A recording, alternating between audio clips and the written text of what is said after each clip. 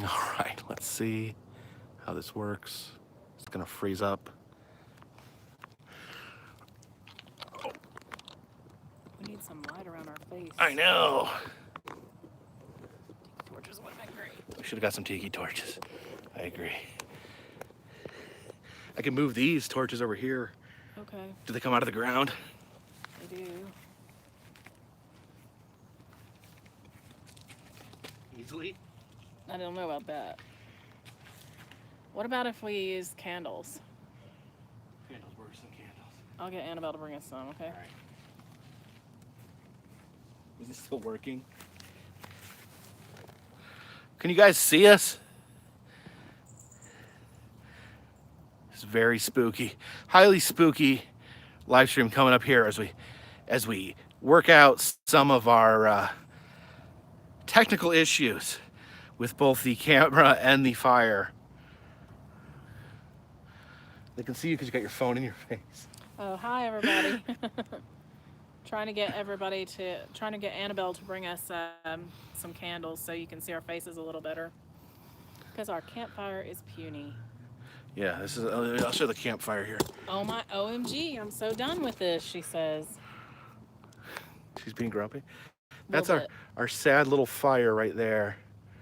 We didn't have enough kindling because it's been really rainy and wet. Yeah, so we don't have a bunch of little dry little sticks. And we didn't save. Well, we do have dryer lint. Try. I'll tell Annabelle to bring the dryer lint. Okay.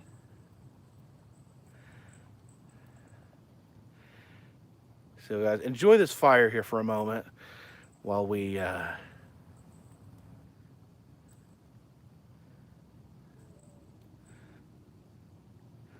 that relaxing? Nice relaxing fire. Thumbs up if you like fire.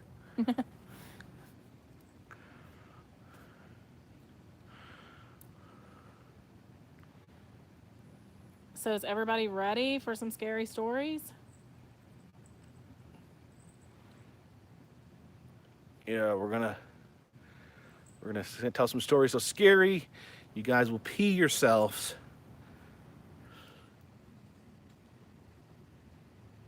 Is Anna coming with the dryer lint? All right, we're gonna need a table to put those on, Anna. There's some on the porch. Just grab a little one.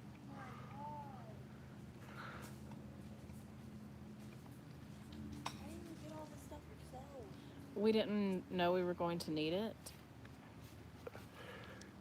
Yeah. Thank you. Did you bring the dryer lint? You didn't tell me to. I did. Check your messages.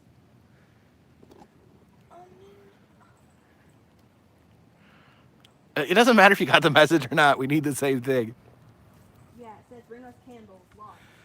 And dryer lint. Yeah, Annabelle's very cheerful this evening. Yes, everyone loves teenagers. Dodd. It's right. It's up there, honey. The little white table. Oh no, the fire's getting punier.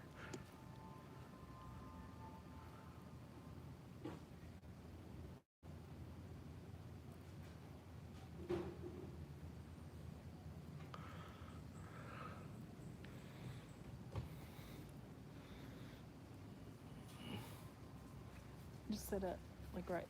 Yeah, actually right there. Right in the middle? Yeah. Fire's Here. pathetic. Put it where you want.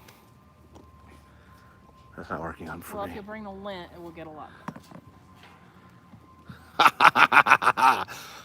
Are you ready for a spooktacular? Oh yeah, go get Robert, Anna. Don't ask her for anything else. She's so grumpy. All right. That's our scary story for the evening. Teenagers. All right. Are we gonna light those candles? They're in front of you. All right. Let me get these candles for some ambiance.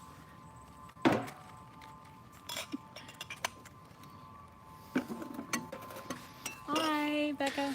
I hear some very spooky fire alarms going off. That actually sounds like storm sirens, but we don't have those here. Did you want dryer sheets or dryer lint? Lint.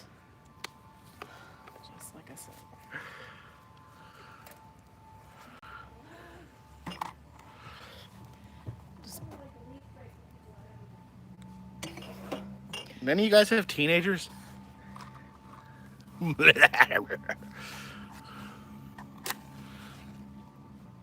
Ouch. How's everyone doing this night? Who wants to get this party started? Yeah. Who wants to make the first call? Are we gonna take calls first, or are we gonna go for Yes, I am the Kennedy Rain. Yes, I am. That's because I think I was Kennedy Rain before, and then I forgot my password years ago. I don't even know. Maybe I wasn't. Maybe somebody beat me to that. All right. Sprinkle some of that dryer lint on the fire. Maybe we should siphon some gas out of the car. It just goes underneath. Should she do that? Is it safe? She's fine. She's a Girl Scout. Okay. She knows what she's doing. See, Probably build a fire better than you. Underneath the wood. How am I supposed to get the wood up? should I be doing this? Be careful. Yeah, you don't have to like pick the wood up. Just sit it where there's heat. Where there's fiery fireness. Okay, here you go.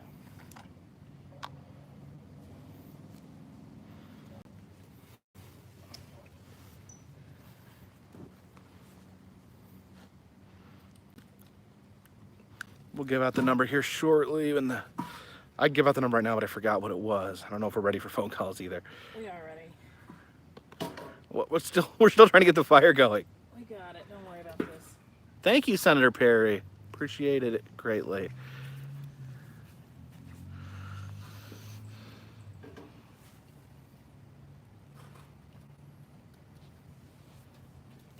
Yeah, we couldn't find any small twigs because it's been so wet here. All our twigs are wet. Got some soggy twigs up in this mug. That isn't doing anything. It will when it catches, believe me. It's like the most flammable thing in the world. It'll probably catch our yard on fire.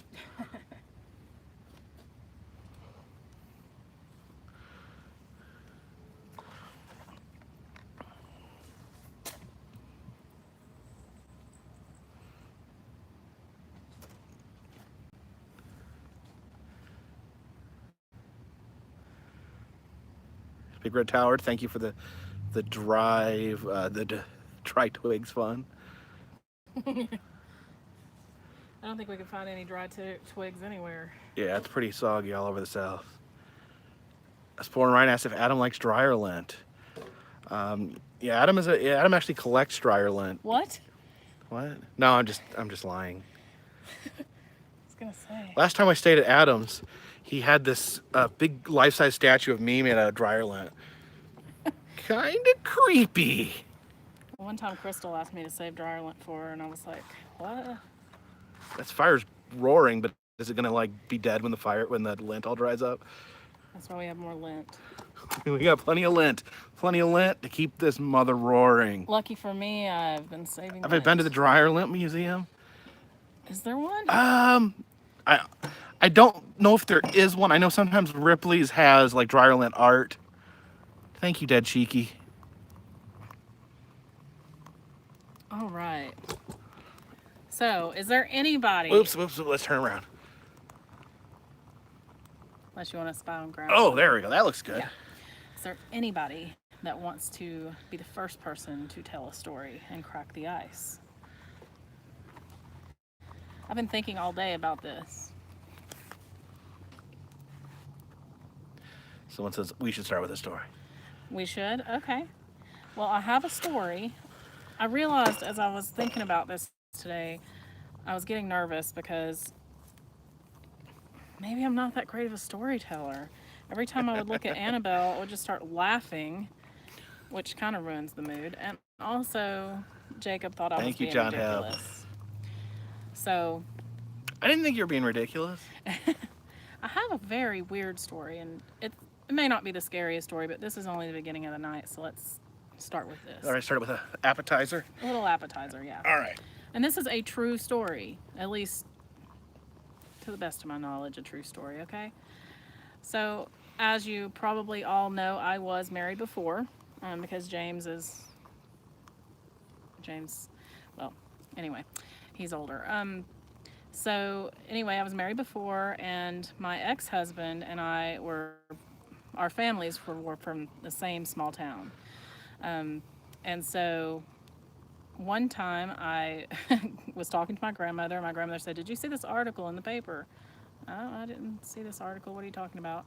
She was talking about a historical thing that they run like every week, and it would highlight a story from the past.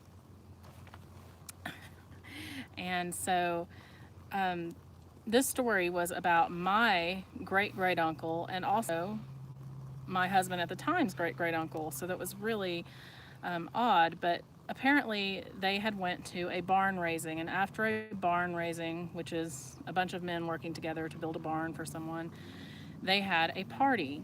And at the party, they had a contest to see who could kiss a girl. And this was many years ago, so this wasn't as weird then. But they had these corn cobs in a great big trough, and you would go up to the corn cobs, and somewhere hidden in the corn cobs would be one red corn cob. And so, as it turns out, my uncle found the red corn cob, which meant he got to kiss the girl, who was a beautiful girl. I don't know who she was. All I know is that these were the Shopes and the Martins. And I guess my ex-husband's uncle, the Martin fellow, was very unhappy with the fact that he won the corn cob. I don't know enough of the story to know exactly if, he knew the woman or had a crush on the woman, or he just wanted to have a kiss that night. But he became very angry, and he beat my uncle to death with a fence post. So the way things were solved back in those days was that a group of my family men came and they murdered him in the woods. They chased him into the woods with his horse. And so I didn't know how this story intersected, but I had actually been, my ex-husband and I were very young when we were married. We lived with his grandmother, and his grandmother was mostly Cherokee Indian, and she lived in a very remote area of the county, and everybody in her family all grew up there, owned the houses, etc. And at night, when you would go outside, it was as black as you can imagine. The skies would be absolutely lit up with stars, and it was so quiet. You could just hear anything, crickets, anything in the summer. So we would sit out on the porch in the summertime trying to get away from the heat, and she would come out and say that we had to come in, and she would say we had to come in at 9:30 because there was a legend of a man who rode through the forest on his horse looking for a woman. And I did not know that that person who was riding on the horse through the woods, was to be his uncle who was murdered by my family. And so isn't that a strange story that our paths intersected like that? So Yeah, very creepy, because that makes James, our son, my adopted son, that makes his two great great great uncles were murdered on the same night. One of them murdered by each other. yes. Pretty. So, and little did I know, she always believed in these legends, and she was the kind of woman who would, every year we had to eat pokeberry salad. I don't know if you guys know what pokeberries are, but it's very purple berries that grow all over the South, all over everything, kind of like kudzu. Berries themselves are poison, right? Yeah, well, I don't know if they're poison, but the leaves make a salad, and you can also make a tea with them. And so we would always have to have this supposed salad before winter because it would clean out all the impurities and make sure that we stayed healthy. I didn't know there was. It was like a health food or like a spiritual impurities. I'm not really sure because it was always on the brink. There were a lot of creepy things that happened down there on Lakey Creek, where her family was from. Many creepy things. So. Yeah, I remember the pokeberry. I wouldn't have thought the berries were poison because one time James and his friend went out. They were out playing outside, and I guess they were pretending to be Native American. Poke. So they PSAE. so they took the berries and they painted their faces with them, and they both broke out in like a horrendous rash, and were like screaming. So Yeah, it is. don't put them on crazy. don't put them on your skin. It's a crazy connection. That was really weird. I don't know if he would even remember that though.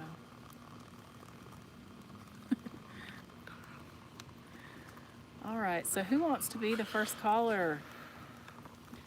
Here, take I'm the going phone. to give. This is the possum phone right here. Yep. Awesome. Is the light on? No, that's not. Okay. So the phone number to call if you have a story you want to tell is 828-506-1643. That's 828-506-1643. There you go. Good, it's in there. Thank you. Yeah. Yes, that's correct. Oh, here Someone's we go. calling. All right, who do we have on the phone? Who?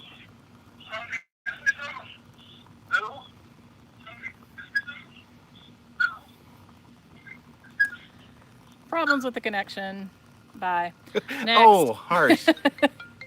There we go. All right, we have someone. From Myrtle Beach. Don't give their number. I Who won't. do we got here? Hey, you've reached Possum Line. Who is this? Hello? Oh, they chickened out. Okay. Hello? Who's on the line? Hello? Hello? Hi. Hey, I'm going to have to turn my video off. Sorry. That's all right. Oh, no. Who is this? I'm sorry. It's Dead Cheeky. Oh, hey, how are Hey, you Dead doing? Cheeky, how are you? Hey, great. I got a quick little story. It's really creepy. I think Okay. it is anyway. Okay, do you know what a scrying mirror is? A Yeah. scrawling mirror. Scrying mirror. It's like a black mirror that you can look into to kind of like Your see future? like the future or whatever. Ah, okay. This is interesting. Yeah, so I experimented and made one of my own. And I bought some cologne. It's a type of cologne called Florida water that's used in hoodoo rituals. I know it sounds really bizarre. Sorry. No. No. The more bizarre, the better. I love it. Well, I got it in the mail, and you could smell it in the package. And my husband got a whiff of it, and he said, "I have to use some of that." And I said, "You can't use it. It's special, if you know what I mean." And so I put it on my desk in my office in front of my scrying mirror, and it had such a beautiful label, like really old-fashioned, pretty label. I had it facing out so everybody could see it if they happened to go into my office in front of that mirror. And I went out and kept the door shut in my office, and everybody knows not to go in there and mess with my stuff. And I went out and I came back. I had tried to light a candle and look in the mirror beforehand before I left. And when I came back, the bottle was turned with the labels turned around in the opposite direction. And I asked my son and my husband, I said, "Have you been in my office messing with that stuff?" And they swore up and down neither one of them had touched it. Ooh. So, yeah, I got really creeped out, and I put the mirror away. Very creepy. What do you think But, yeah, happened? No, I don't know. There's been a lot of really weird, like, electrical issues in this house since we've lived here. Mm. And we had an electrician come, and he said there's nothing wrong with the wiring. So, I don't know. You never know. We could have little spirits or whatever, but they don't bother anybody. But little creepy things happen, like dogs barking at, looking at things that aren't there, stuff like that. So, but that's what I thought. I'd share that little creepy little story with you. Absolutely. Very, very creepy. That was creepy. Thank you for that. Yes, thank you, Dead Cheeky. We appreciate you calling in. All right. Thanks for doing this. I appreciate it. It's fun. Oh, yes. yeah, we're having fun. Well, y'all have a great weekend. You You too. too. So nice to talk to you. All Bye-bye. right, thanks. Good to talk to you too. Bye-bye. All right. Okay. So did everybody hear that pretty well? Here comes another. Here comes another call from Texas. Hello, Texas. You're on the line.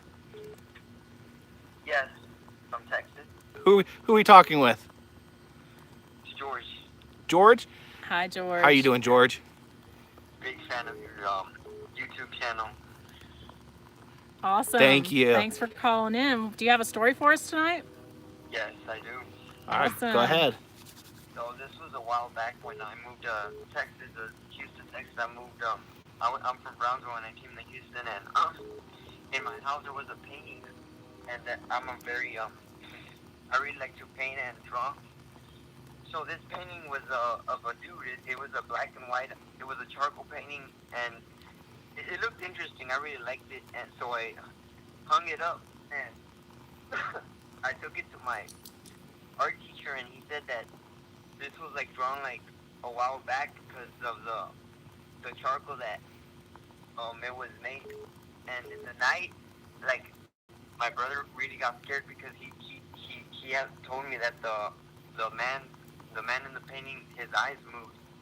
And Ooh, creepy. I thought he was like playing around, but one night I actually experienced it, and I thought it was a dream, but I mean, I really got scared. That is creepy. So, did I you? still have the painting. You still have it? Ah! I have it. We'll be on the curb I if it were still me. have it. Is it like hanging up in your room or somewhere where it's like staring at you? I have it in my. Well, it was in the closet originally, Probably turn it up. but I mean, I'm a fan of art, so I mean. That's awesome. Yeah, I still have it. I mean, probably gonna sell it because my brother doesn't want to sleep anymore. I can bet it. Well, thank you Okay, thank you so much for calling, George. Thank you. You're a big fan. Thanks. Appreciate it. Bye bye. All right, we have We just lost the caller. someone on the line. Hi, Jacob. Hey, who are we? Your wife. Hi. Hi. I'm from Iowa, and we have a axe murder house down here in Villisca. I think I've heard that story. And Tell my No. great uncle was a clockmaker in California, Yeah. and he ended up with a clock that was in the house Mhm. at the time of the axe murders. Oh, yeah? He was supposed to restore the clock. Well, he ended up having the clock in Iowa, and he had to drive it back out to California to his shop. And on the way out to California to his shop, they ended up in a rollover accident. Oh no. Yeah, and he was fine, and everything freaked him out. But they got it back to the clock shop. When they got it to the clock shop and started working on it, the clock shop burned down. Oh gosh. The clock survived, but everything else was a total loss. So he ended up bringing the clock back to Iowa because he didn't want it anymore, and he tried to give it back to the people that were restoring the axe murder house because they were trying to restore it to be a tourist attraction and whatnot. Yeah. And he said, I want to get rid of this clock. I want to take it back. There's just too many bad things that's happened. I don't want it anymore. And they're like, well, I don't know if it really was part of here. So the people that owned the tourist shop decided that they didn't want the clock, and he didn't want the clock. So they ended up putting it in a well outside of my grandparents' house. Ooh, creepy. Oh, And no. their house ended up burning down. So they ended up filling this well in with cement and whatnot to get rid of this clock. Really freaky. That is really yeah, freaky. that's really Yeah. freaky. Ugh. So yeah, Gives me chills. that's my creepy story. That was a good one. I don't think we got your name. Who are we talking with?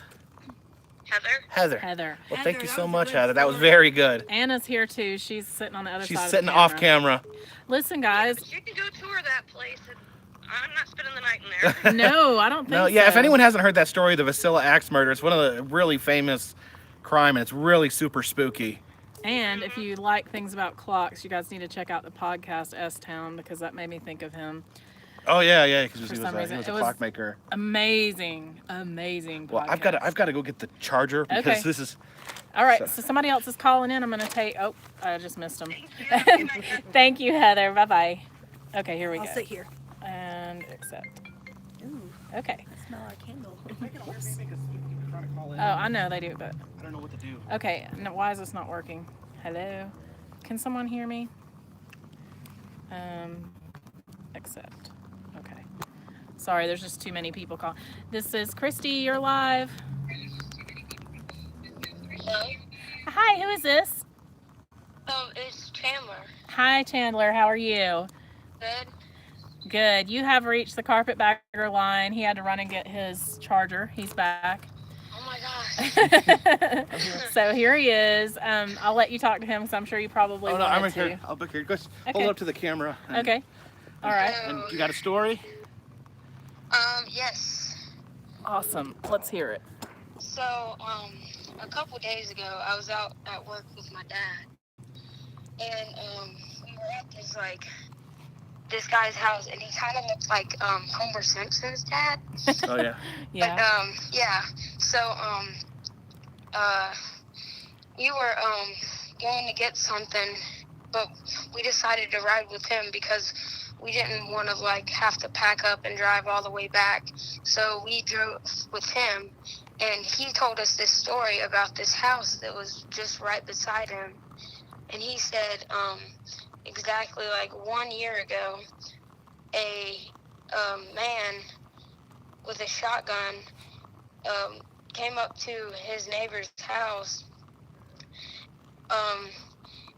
and he was pointing the gun at the dog and stuff, and then he knocked on the neighbor's door, and they said hello, and through the glass pane, and then he shot the husband in the face, and then he ran into the house and shot the wife.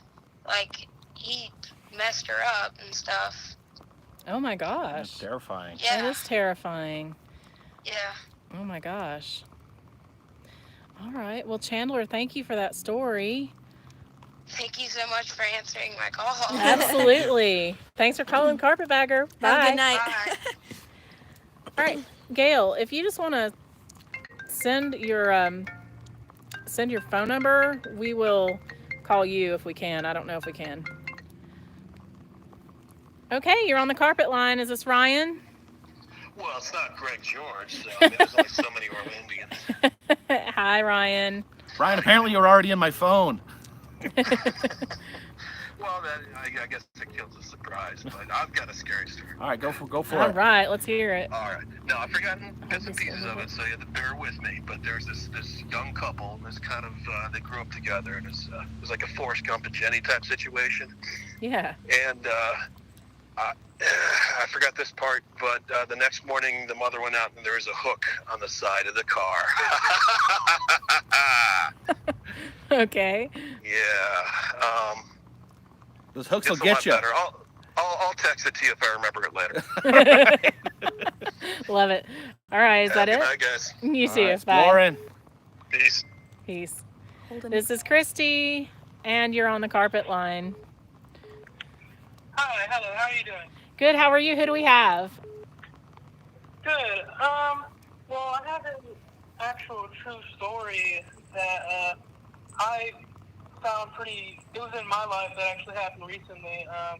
Ooh. Well, I had went to a estate sale down the street from where I live, and the owners had passed away, and they were selling an antique doll, and it didn't have the dress on it. It was missing a finger, and it just looked freaky as it was. So, I'm into the paranormal, so I ended up buying it. So I take it home, and I don't expect anything to happen. I don't even think about ghosts at that point. And so I'm sleeping in the living room one night, and all of a sudden the fire alarms are going off, and I'm jumping out of the bed, and I'm thinking what in the hell is going on, And then I have my chihuahuas are just barking at the walls, and there's nothing there, so I'm just thinking I don't know what's going on.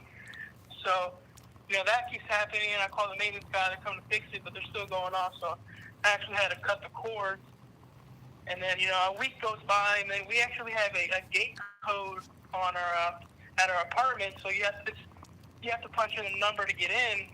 And it was at 3 a.m. every single night where somebody would call the gate code, and you could answer it and you wouldn't hear anything. You can just talk to it. So we didn't know what that was about either. But I ended up giving the doll away. But actually, we live on the 3rd floor, and one night we were leaving, and we were reversing the car, and we can see through the rearview mirror. And there's only 3 doors up here, 3 people, but I never see anybody up here. But there was a kid just staring at us from the car. So we thought somebody was actually breaking in. So we jump out of the car and we go up here because we never see anybody up here. And of course, there's no one to be seen, and we don't know what's going on. So we don't know like what exactly it was, but you know, we did use the Ouija board and we actually burned it.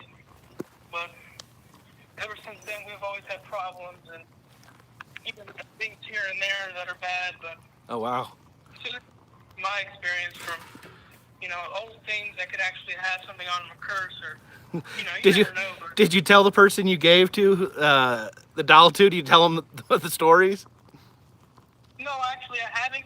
I bought it at an estate sale, so I Really? haven't seen anything of it in weeks went by, and then that stuff started happening, and then the TV would turn on by itself nonstop, like the fire alarms were going off for no reason, the dogs were barking at the walls, and you know, I was looking up online to see like if that was, you know, things like that happen, if ghosts are around, and you know, sure enough, like they play around with electricity, you know, dogs can sense it. It was just really weird, but you know, that actually freaked me out. And the doll also has a very weird smell to it. Like, it smells really weird. Like, I don't know how to explain it, but it's just weird. Like, I don't know, but Is it a sweet smell? Is it a dank smell? What's the smell? I'm sorry? Is it like a sweet smell or a dank smell?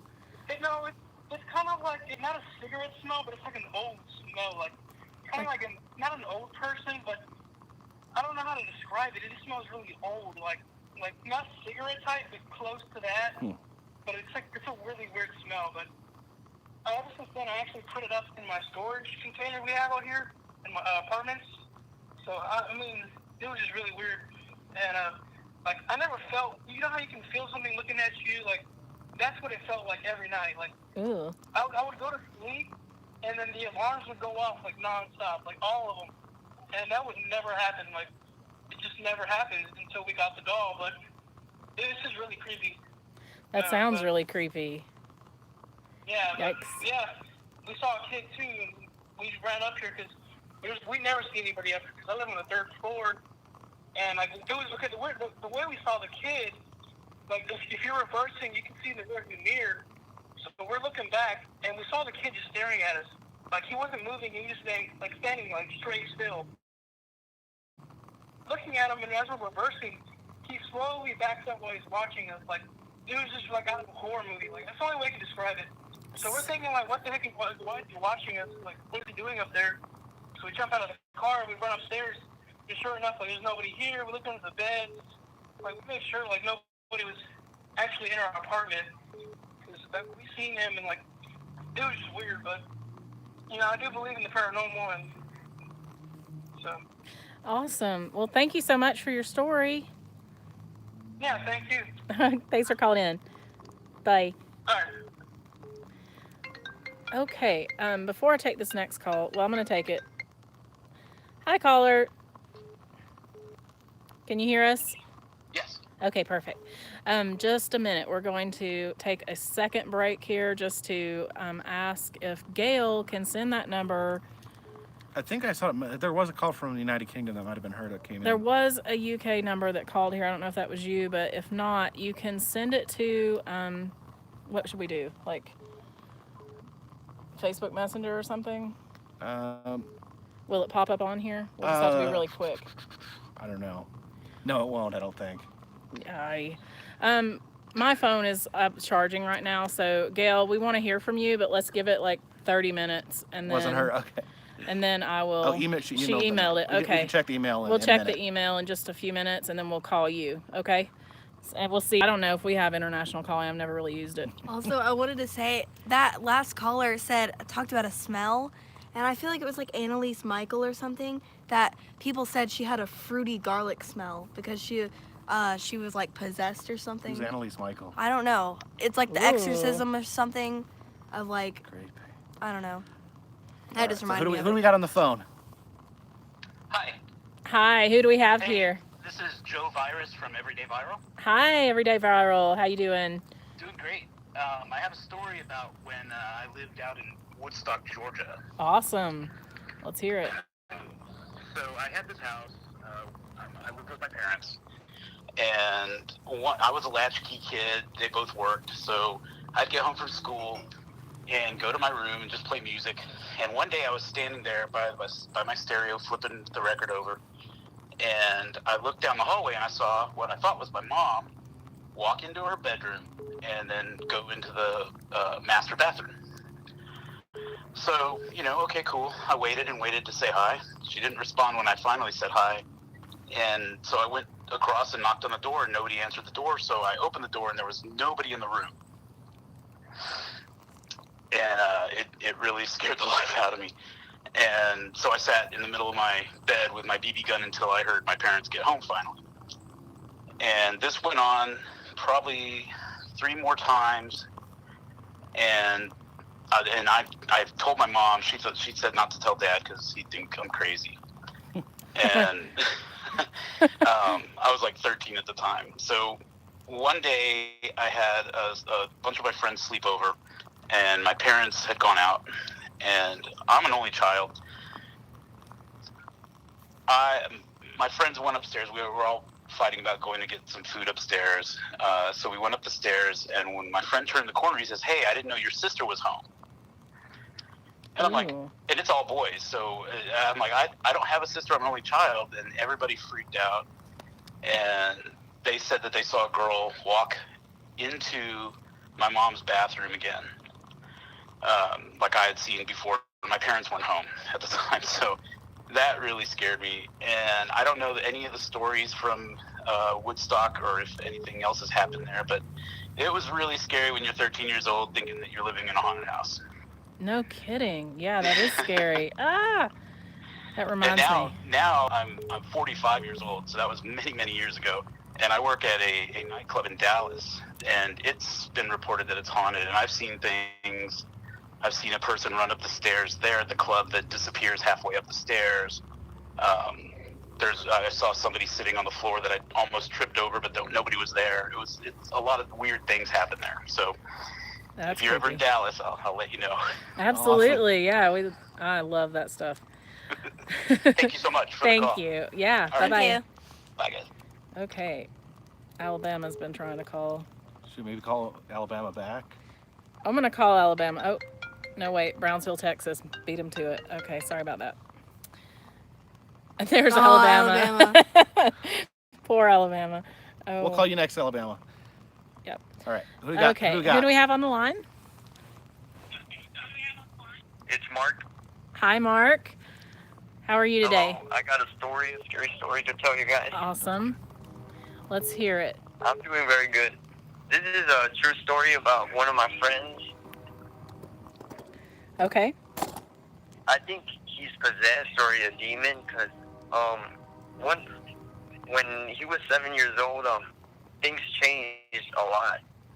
He used to be very energetic, make friends and everything. But when he turned 7, things started to change. Like he stopped eating. His skin color changed and different things. And one time, his grandma told me that he might be like a demon or something because it runs in the family. Like they get possessed and stuff. And I mean, he's my best friend, but he does weird stuff. I mean, What I'm kind of very weird scared. stuff? My friends are from Sweden, Okay. and I mean, they do scary stuff. I'm really scared, but I mean, he's still my best friend. He's 14 right now. It's been a long time. Wow, that is creepy. Yeah. Okay, guys. Thank you for answering the call. Thanks Sorry for about calling. the guy Thank who was you. calling. That's okay. Bye-bye. Keep it up. We will. Thank you. You too. Now we got to We've got to call Alabama. Okay, we're calling them back. Oh, no, we're No. just sorry. You know how to. No. Yeah. You don't know how to not accept the call. No. All right, we gotta. Okay. Where's Al? I don't know which one it is. That's 205 area code. This Yeah. right here. I think. Hopefully we're not calling somebody back that we've already talked to. That'd be funny. Like, oh yeah. Hello. Hi, is this our Alabama caller? Yes, it is. Sorry we've missed you. Like, Yes, I'm gonna give my story. I had to turn off the video. I'm sorry. That's no problem. that's okay. So this is kindly dumb, but it's related to some of Jacob's videos. Okay. So, Let's hear it. So one night I was driving from work and I was at an intersection. It was very foggy, and so I was kindly scared because the traffic lights blinking really fast, and I don't know if someone's gonna pop up. So I got so scared that I pressed the gas and he chased me all the way to Coney Island into his life. Oh my gosh, the origin of Zombie Zoltar. Perfect. Yes. That was the greatest carpetbagger thank you. story. Thanks a lot. And what was your name again? My name's Evan. Okay, thanks, Evan. All right, see Bye. you later. Thank you for calling. Yeah, we buffered because my son started calling. Oh, Who's that? sorry about that. Okay, here We've we tried have. to call a bunch of times. Take them. Okay. This is Christy and Jacob. You're live. Who's this? Oh, this is Carolina Tony. Hey, Carolina. Hey, Carolina Tony. How you doing? Hey. I'm doing great. Can you hold this for a while? Doing great. Rode through the edge of y'all's Get up town here. yesterday on the motorcycle in the pouring down rain. Oh yeah, that doesn't sound fun. But this is a true story I want to tell you. Okay, let's hear it. It happened back in around 1977, I believe. My dad passed away in 1969, and I was 12 at the time. And after he passed away, weird things would happen at our house. Ooh, like And, by the time I was 15, my mother had remarried, and then when I turned 17, she had 2 twins. And anyway, sometime around there, when I'd be sleeping in my room at night, I couldn't move. I would be like I was paralyzed, and I would be like really cold, but yet I'd be sweating because when I would wake up, I'd be drenched in sweat. And I would try to call out, but I couldn't call out. And my mom was in the next room, and she could hear me kind of moaning. And the time her feet would touch the floor, it would go away. And this happened a lot. And of course, when I was 19, my wife Debbie and I, we were married, and we moved over to the next town.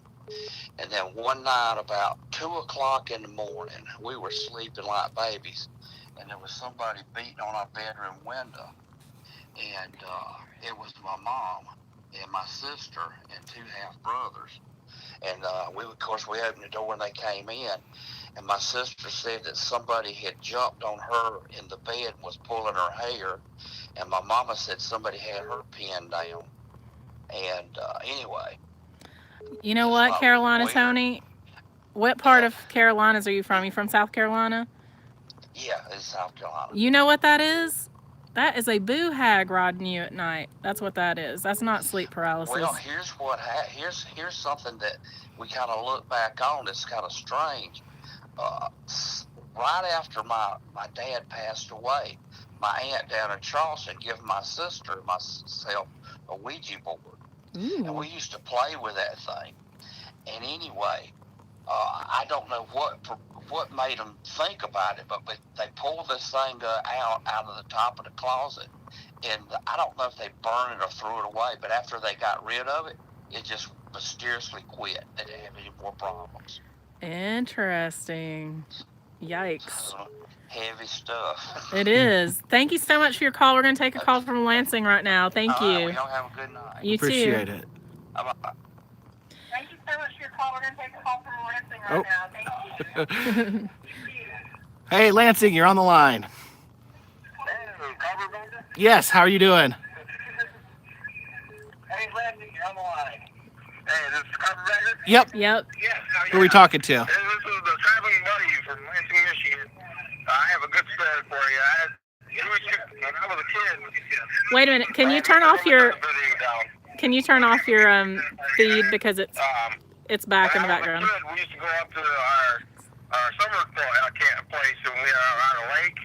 And I used to go. We went up one summer, and I had a paddle boat. I used to go take out and go fishing in. And I went out early one morning. It was real foggy out. I was fishing, and next thing you know, this sailboat comes out of nowhere, scared the crap out of me.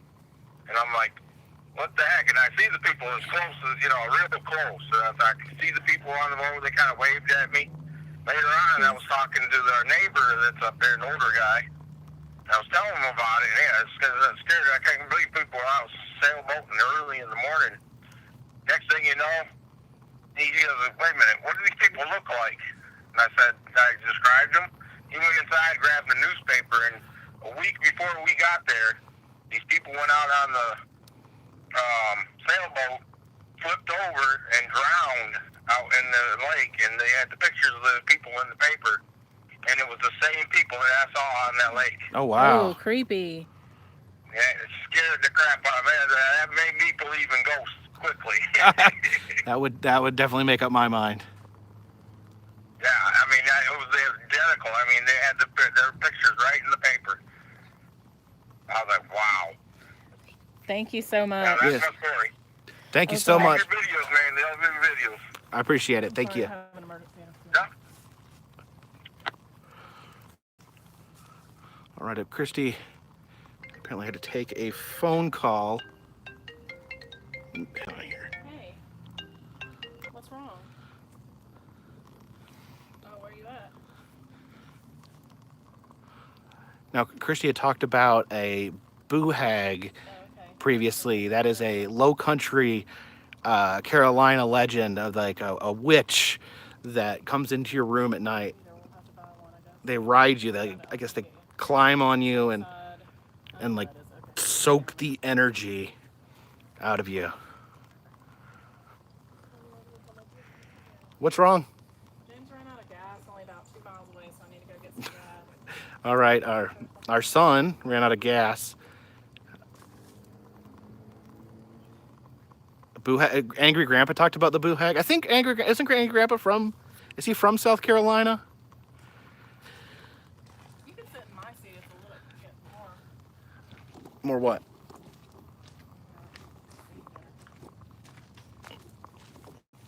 All right, so we will take a call here from Texas. All right, Texas, you're on the line. Help me, help me, help me, help me, help me, help me.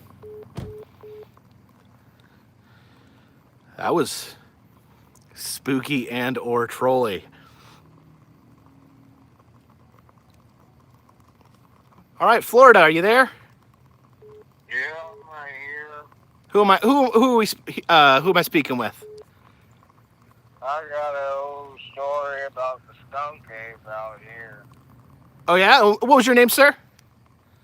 You can call me Willie. All right, Willie, let's hear about the skunk ape. Well, I remember back in '66, me and a couple of the boys went out and had a few brewskis, and we went out into the old Okefenokee. The Okefenokee's in Georgia. Yeah. Well, thank you. We went out and we heard a ooh. And I'm telling you, it scared me.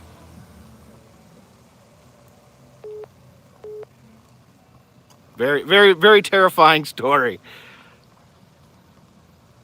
All right, Los Angeles, are you on the line? Hey, how's it going? It's Callie Eric. Hey, Kelly Eric, how are you doing? Good, good.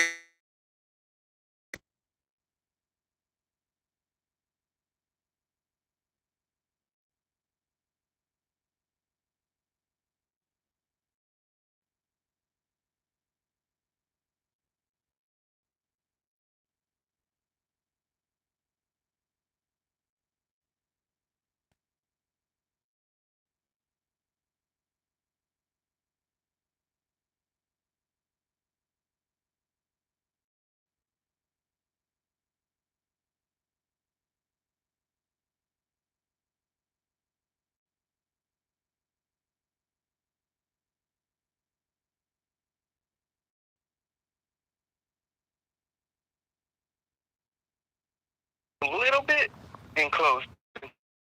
And I was just sitting there, and it just kind of like dinging sound. So I'm like, something just dropped. I mean, nothing. It's like 12 at night. Nothing's moving, and something just fell.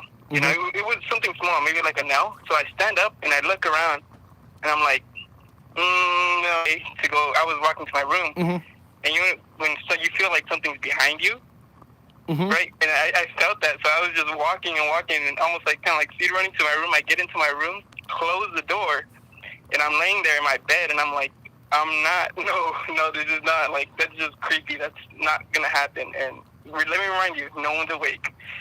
And next thing I hear, I could not believe it. You know, I was in my bed, and I hear like a knocking on my door. Yeah. Not like a loud knocking, but like a small little, like someone's there. You know, they're trying to ask permission to come in. Yeah. And I'm like, no way.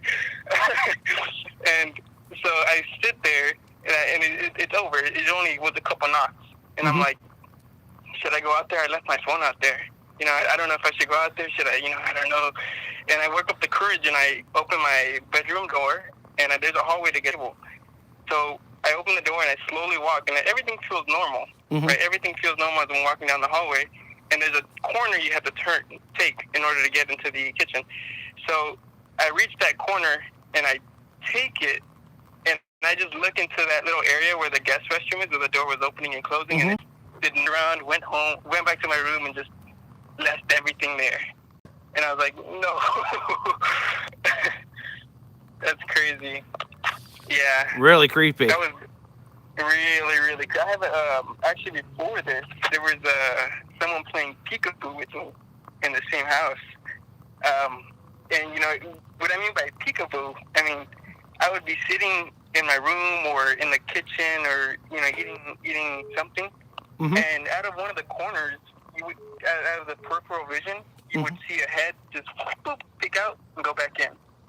And I think after one time I said, hey, you looked at my room real quick? They said, no. And that's when I got suspicious.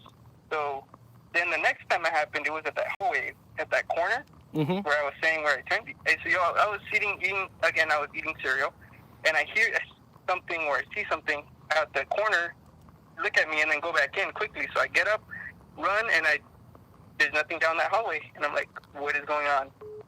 So eventually I told someone about this, and they said, yeah, no, don't worry, I'll take care of it. You know, I'll take care. I know somebody, and, you know, don't worry. You know, and I waited, and what do you know, now, even to this day, that door does not open and close by itself. Nothing is strange is happening. I mean, really? It's just all gone ever since. That's crazy. So very creepy. Well, thank you for calling in. That was a very good story. Yeah, thank you. Thank you. Bye. All right. Are we having some issues? Hang on. Let me see if we can resolve these issues.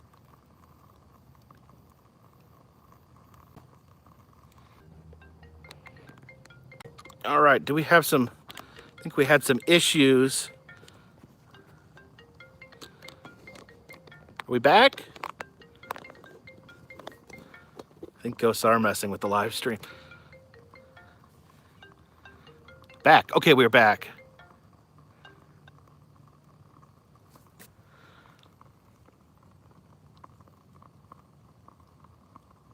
All right, we'll just take a brief break from the calls for now until Christy gets back. She should be back shortly. But let's get some feedback. So far, what do you guys think of... Okay, we'll call Gail next. She'll be our next caller. And we'll wait till Christy gets back. I'll see if I can, while we are... So you guys are enjoying this? Is this something that you would maybe want to see again? Possibly? You've had to change your pants twice? It's a lot of pants. Okay. Let me see if we got...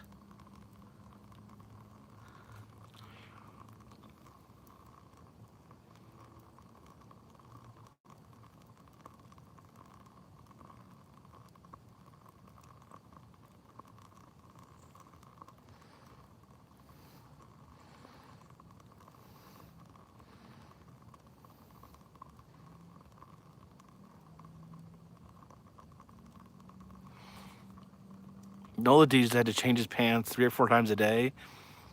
Is that every day or just today? Creepy dead eyes.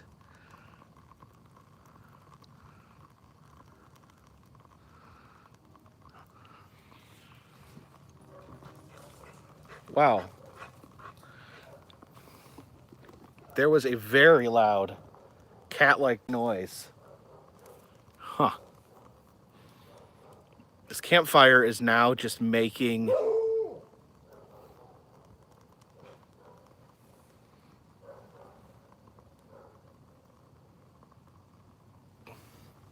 you guys hear the noise? You actually hear that cat noise? I don't know if that's a mountain lion or not. Oh. I am... Whew, get away from that smoke a little bit.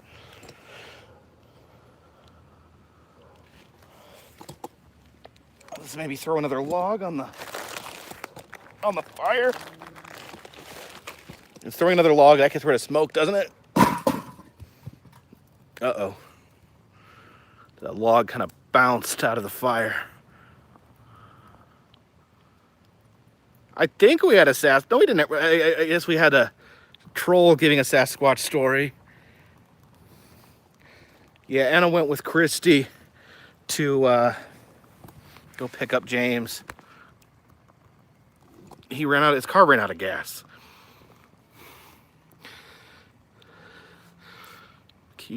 Thank you, Ryan. Yeah, I might just leave this up in case people want to check it out. But it'll at least be unlisted. Place it gently, don't throw it. Ooh, may have to change the sitting alignment here.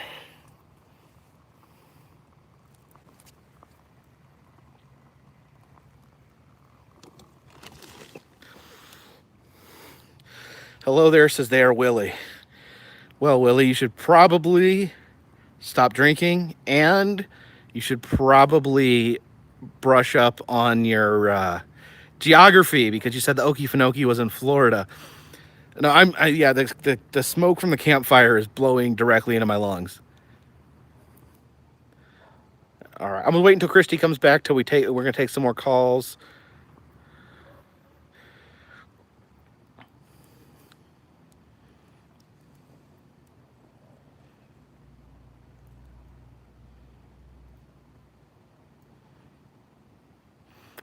Creepy Canadian story. Okay, we'll call you Gail. We'll call you Gail first. We'll make an attempt. I honestly don't know if we're allowed to make international calls on the phone or not. I don't know, how does that work? We have Verizon.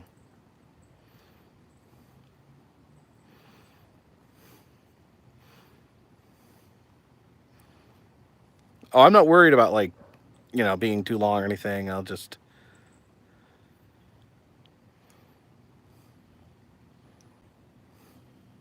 Okefenokee is in Georgia. It's in southern Georgia. It's not too far from Florida, but it's definitely in Georgia. I don't think that it's the skunk ape is in the Everglades. He's not in the Okefenokee.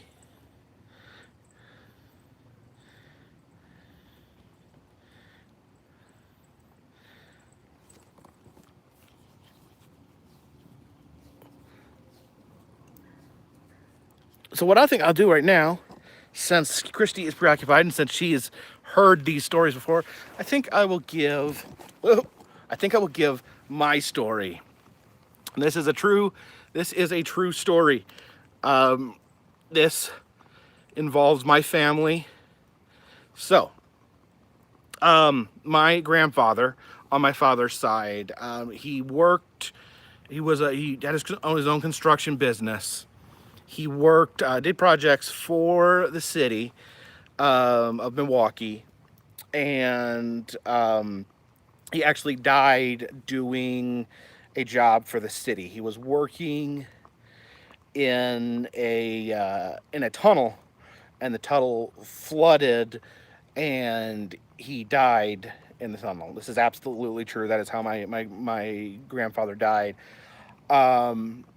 there was another gentleman that worked for my grandfather, and prior to the fatal accident that my grandfather was in, there was another accident where one of his workers received some sort of injury, and I'm not clear exactly what type of injury this was, but it affected this gentleman intellectually. He had intellectual deficits, so he wasn't himself anymore. He had so it must have been some sort of head or brain injury that he received on the job site. So one of my uncles ran into this man, the man with the head injury, and he was now working as a janitor. And, you know, he knew the family, so they started talking. And he said, you know, your father, I see your father every night. He comes and helps me clean the building. So he was saying that my grandfather would show up every night and help him clean the building. And this is, you know, my uncle thought, you know, this guy's crazy. He's out of his mind. But when he told this story to my aunt, her jaw dropped. She was shocked, and she said that that my grandfather had always felt personal responsibility for what happened to this man. So he felt a debt, like he had caused this man to be injured and unable to do construction anymore, and possibly my grandfather coming back as a spirit or a ghost to help this man. I love the story because it's not a scary story. It's like a story of my grandfather coming back to benevolently help someone that he felt a debt to in life. So that's my scary story. I guess it's not a very scary story, is it? It's almost it's a cuddly, friendly ghost story.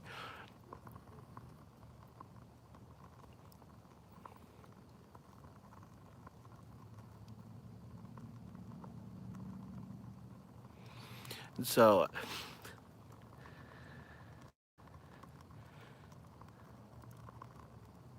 tell the noodle story.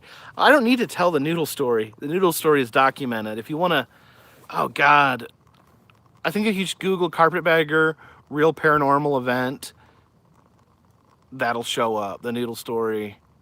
I mean, I can tell the noodle story. It's this house that we're here at right now, a yard. We are.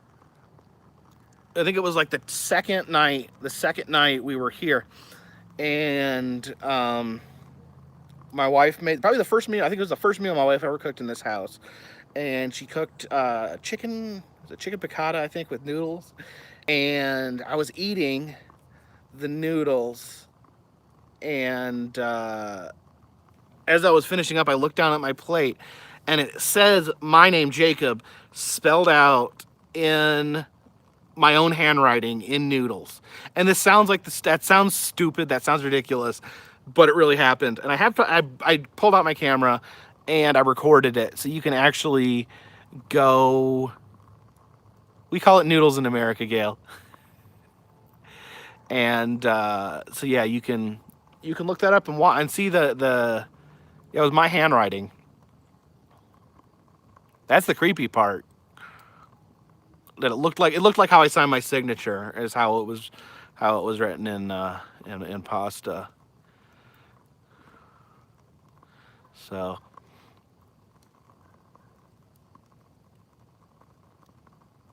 you call it pasta in California? You don't say noodles?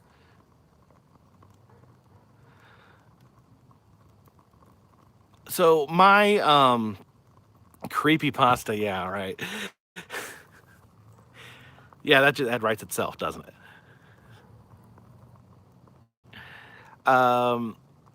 You don't say noodles? Yeah, you say noodles. Everyone in America says noodles. I mean, you can say pasta, but you're not going to be like, noodles? And so, my other supernatural, and my wife makes fun of me. Maybe I'm going to wait for her to get back to tell that one. In Canada, you say noodles? Noodles equals Asian. Billy, okay. Billy, that's the same thing that Gail was saying. So apparently, people in the UK and people in California do not refer to anything Italian as noodles. It is pasta. In Indiana, we say noodles. That's where I'm from. Yeah, Jacob Bessie says pasta noodles are interchangeable. Yeah.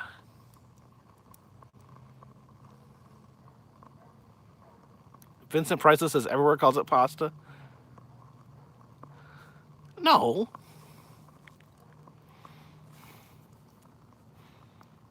Yeah, does chicken noodle soup have pasta in it? Good point, DJ Technoid.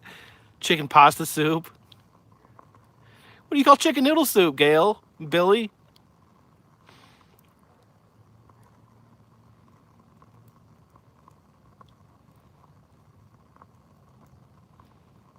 Who's John Shepard?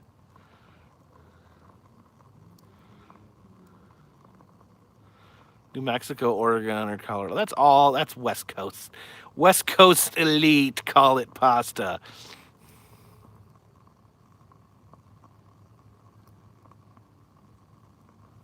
Oh, tweedly dee! We only eat pasta. We don't eat noodles. Craig, the Scottish guy, is here, but apparently he's very drunk.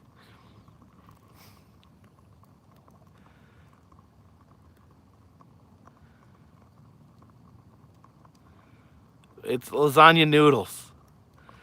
But what about chicken noodle soup? You call that chicken pasta? Chicken pasta soup?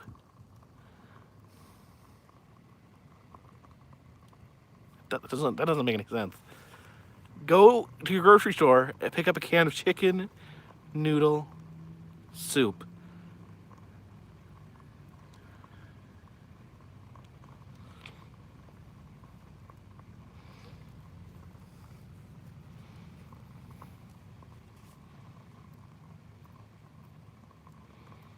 Wait till Christy gets back. I will. Pasta is the dish. Do you not have chicken noodle soup in England?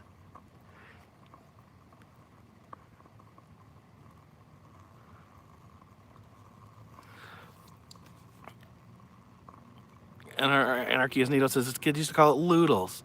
You don't have chicken noodle soup. Craig says they have chicken noodle soup. So they have chicken noodle soup in Scotland, but not the UK. Oh, wait, I forgot if Scotland is part of the UK or not. I'm sorry. Scotch broth. You have liquor? You get drunk from soup?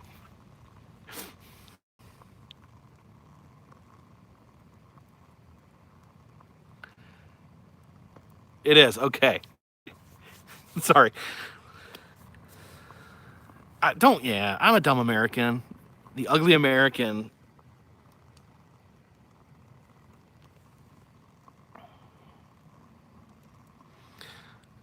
Mr. Chicanery wants to know what they call whipped cream. What do you call whipped cream?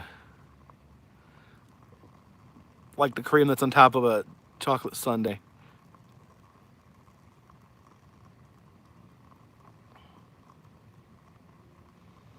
Whipped cream, says Craig.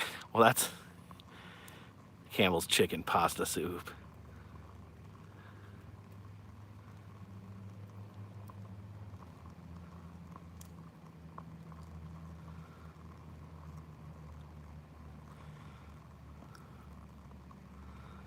Squirty cream?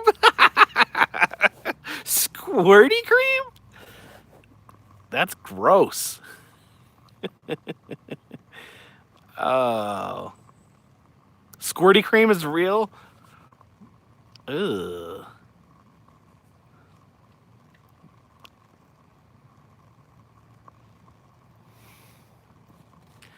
That sounds disgusting.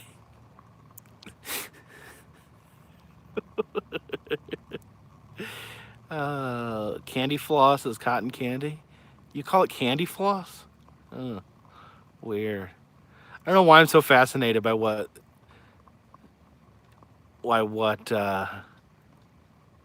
other countries call their food. Squirty cream and spotted dick. You can't make this stuff up, can you?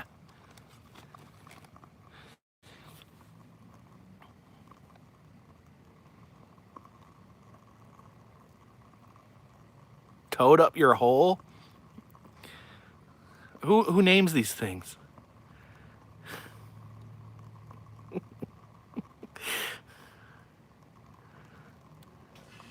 Canned cheese is squirty cheese? That's okay. We call it Cheese Whiz in America.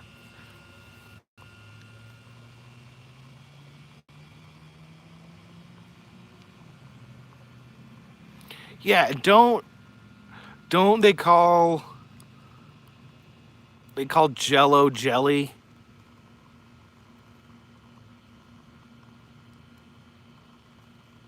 Cheese Whiz comes in a can.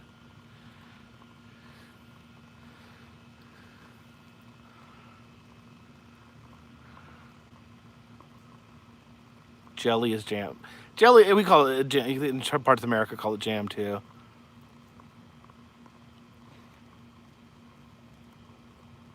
Yeah, chips are French fries, and chips are crisps.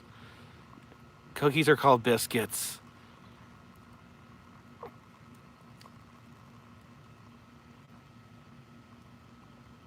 Did I really eat the whole steak? I literally have a time lapse of me eating the whole thing. It's proof.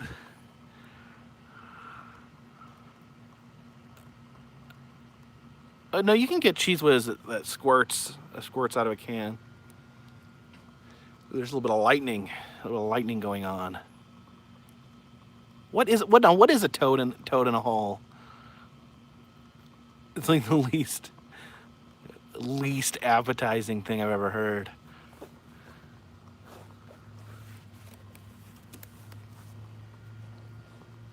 What did I do with the carpet phone?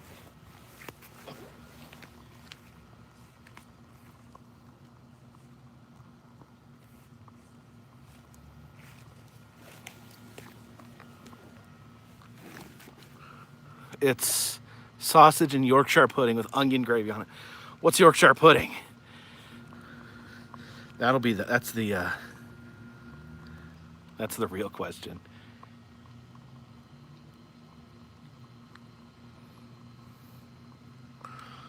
Yorkshire pudding.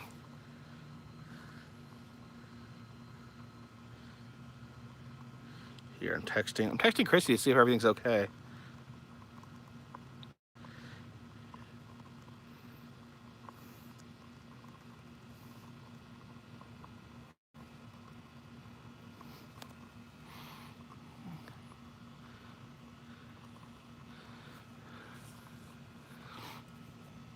How old is my son?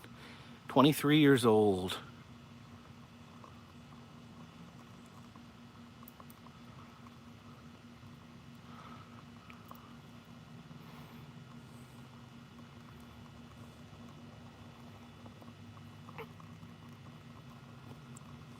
I've had cow eyes. Ugh, that sounds gross.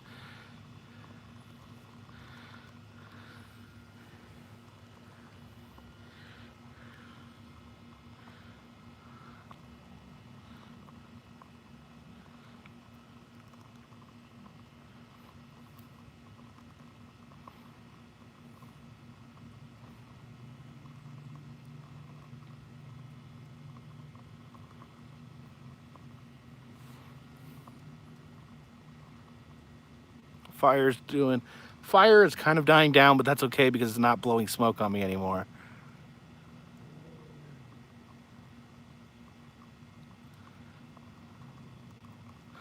My dog's growling. Rufus, what are you growling at?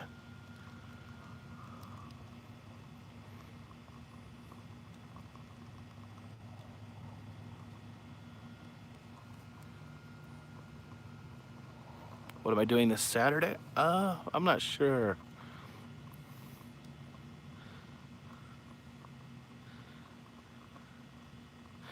Rufus, it's not coming. That's great. Yeah, the thing in the Pelly Prince, that sound in the background, that's our air conditioning. But if that's not spooky enough, let's just say it's a chainsaw from a maniac.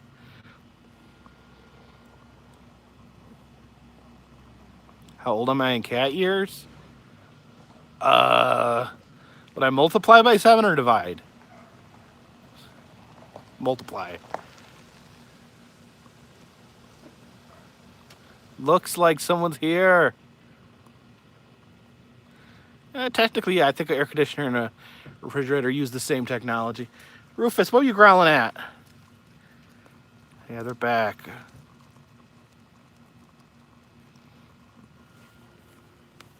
Hello? That's creepy. They were not answering me.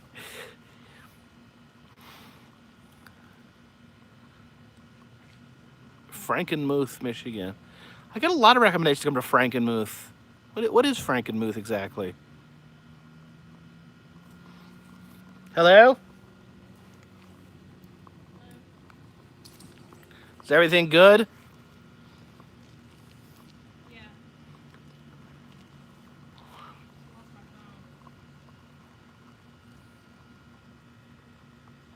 Lisa Chocolate was in Frankenmuth this morning.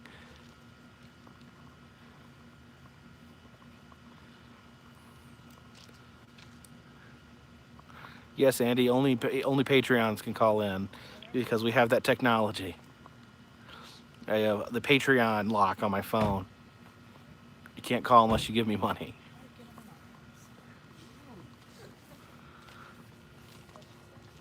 All right, let's... Have we now turned to candle stories? It was, yeah, I mean, oh, don't trip on that log. It was blowing a lot of smoke, so I like gave up trying to make it bigger because I just wanted it to quit blowing smoke on me. Okay. But,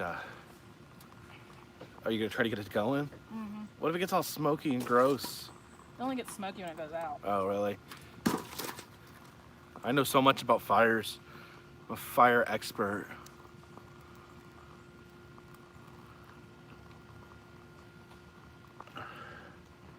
Uh-oh. Can I feel a raindrop? Possibly. It's lightning. Lightning out here. Lightning is extra spooky, right?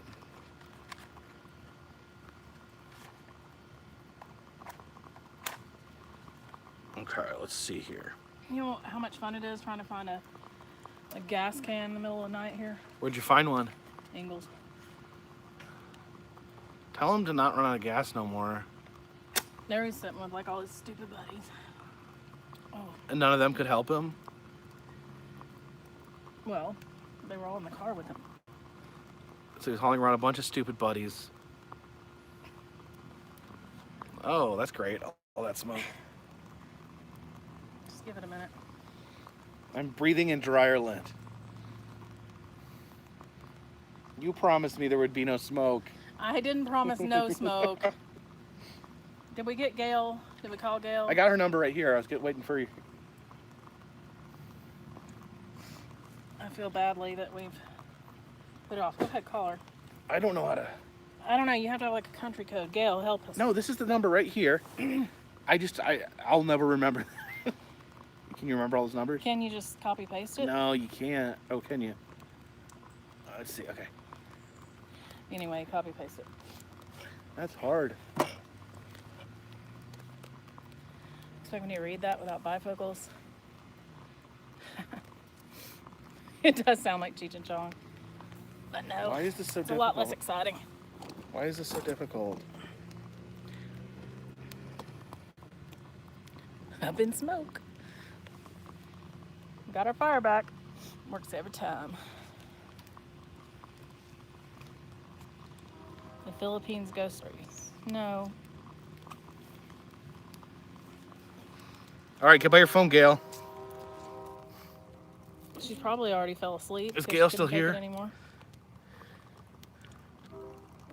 There she is. Let's see if this works. Oh, it says call failed. Oh man, we don't have. Is it not supposed to? Let's see here. Is that supposed to be? Is that the way it's supposed to be in? I think so.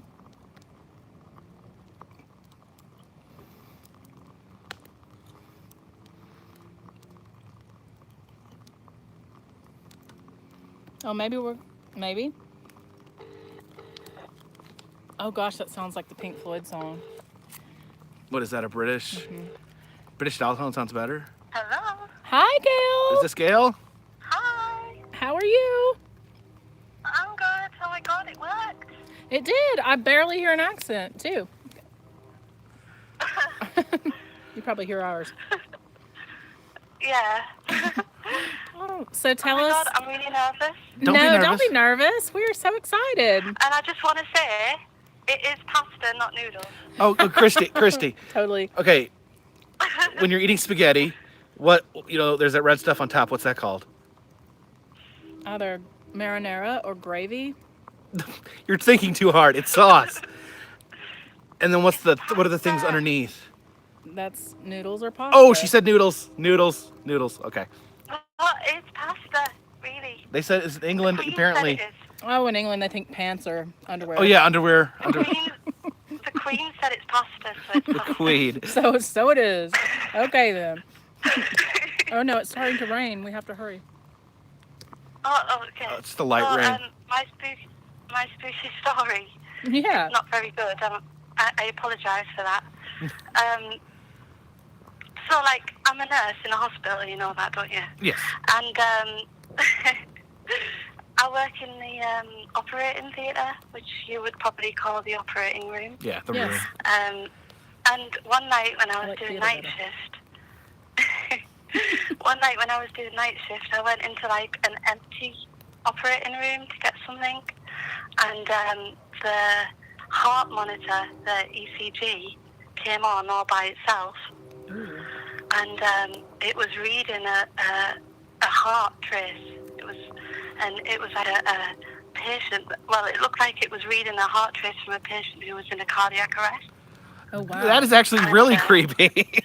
Gosh. And I tried to switch it off, and it wouldn't go off. And I got someone else, and they looked at it. We unplugged it and everything. I mean, it does have battery backup, but it wouldn't go off. And then it just went off by itself. And then the next day, we got the man who fixes things. Yeah. Sorry, I don't know what he's called. And he said, there's nothing wrong with it. It's fine. But it was in one of the creepiest, oldest theatres in the department that loads of people have died in, because it's like the trauma emergency theatre. So that's it. Sorry, it's crap. I was going to tell my Mothman story. Oh yeah. That's even worse. Yeah. You said you saw Mothman. Where was Mothman in Spain. In Spain. Now, see, I never heard of him outside of America. It was either the Mothman or a pervert hiding in the bush. We'll say Mothman. I like Mothman better. I was in a pool really late at night, and I heard something like rustling in the tree. And I looked over and I saw something red, glowing. Oh my God. And I can't, with all sincerity, say it was eyes, but I saw a figure that was too big to be a bird. That is so creepy. That is creepy. So my brain just said, oh, that's the Mothman. He was on holiday. I guess it's kind of ridiculous. I mean, if Mothman really isn't like a interdimensional being that can travel through time and space, I guess there's no reason he has to stay in West Virginia. He's been seen in the Middle East and everything. Really? Not just been seen in I need to look up this international Mothman stuff. It's a phenomenon. I've actually read about it. He might have been on holiday. Yeah, holiday. He wanted to get it done. Because people here act like he stays in a small town in West Virginia, which is pretty funny. Yeah, he goes to Spain on holiday, and he came to visit me. Nice. I think there's a Counting Crows song about that. About Mothman? No, about going to Spain for a holiday. Oh yeah, it's called Holiday in Spain. That's right. Well, thank you, Gail. Those are both very, very creepy stories. We appreciate you calling in. I tried my best. Oh, we loved it. Thank you for calling me. Thank you. No problem. Bye. Bye. Bye. Bye. All right, should we move this inside? I don't know. I'm getting a creeper on the phone who took my picture and sent it here, and I do not have the number logged in.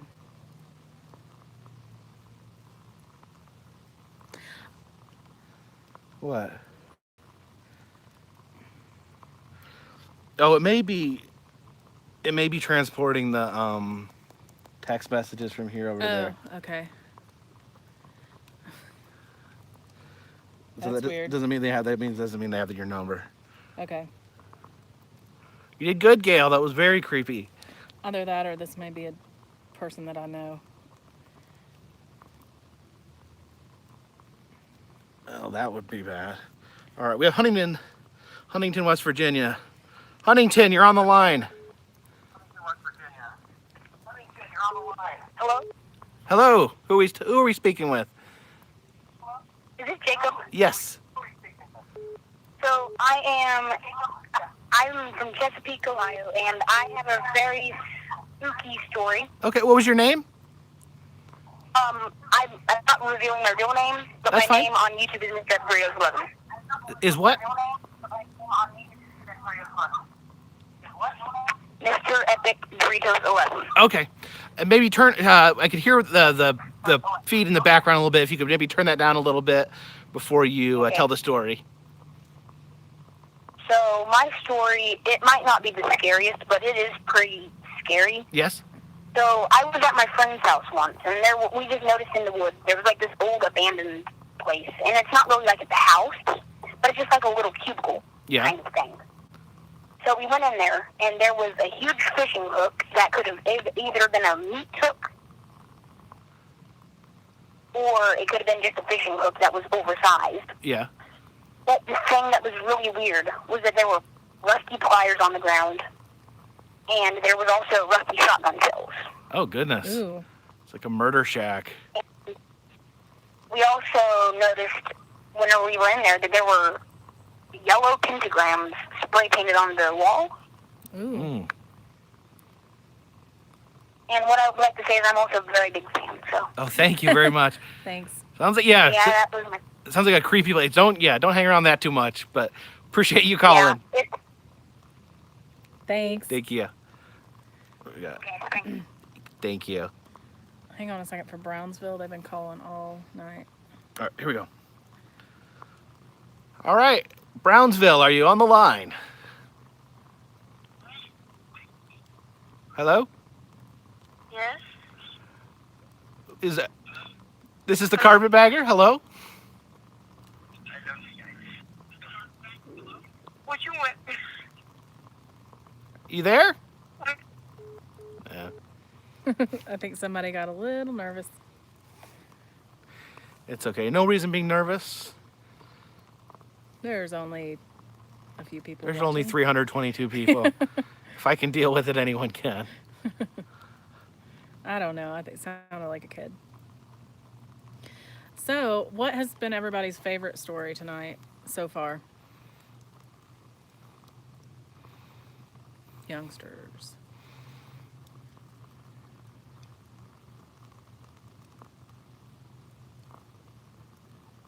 Okay, yeah, that Antiques in Motion has the right number.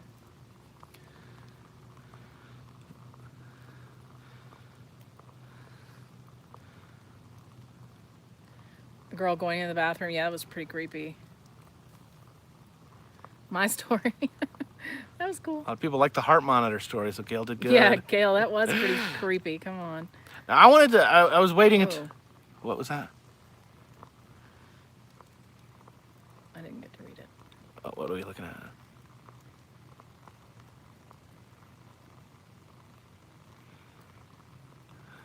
Nicholas wants me to come to a boxing match. Send me a message. We can chat. All right, I wanted to tell another story, and I wanted Christy to be here because she laughs at me from this one, and it's not even the noodle story. Okay, good. She laughs at me for that too.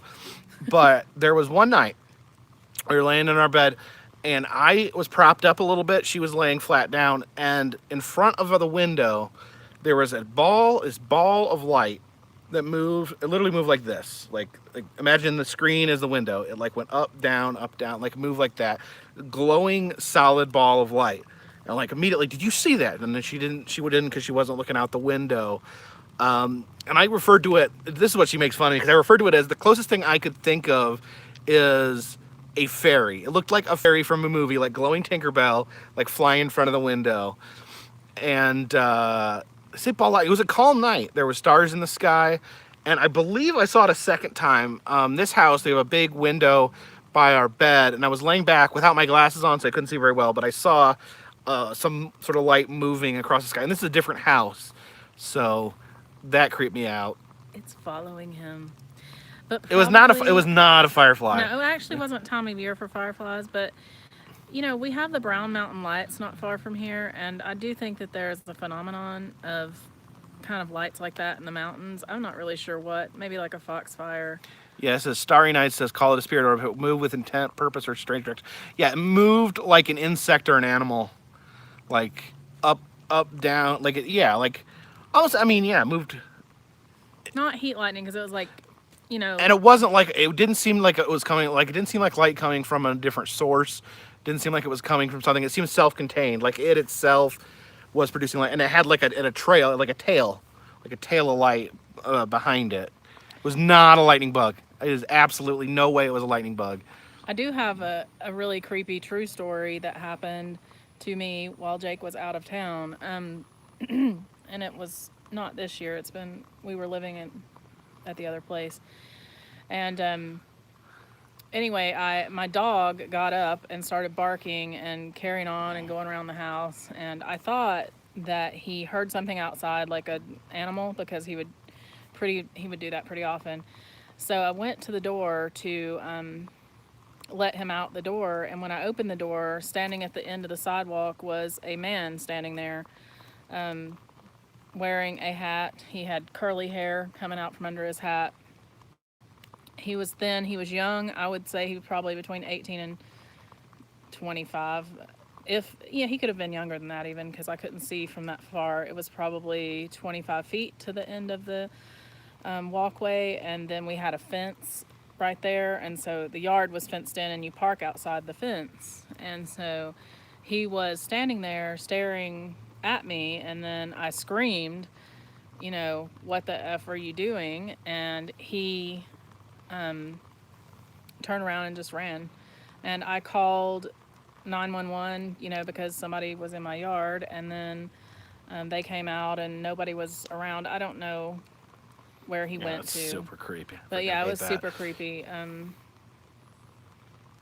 Super creepy.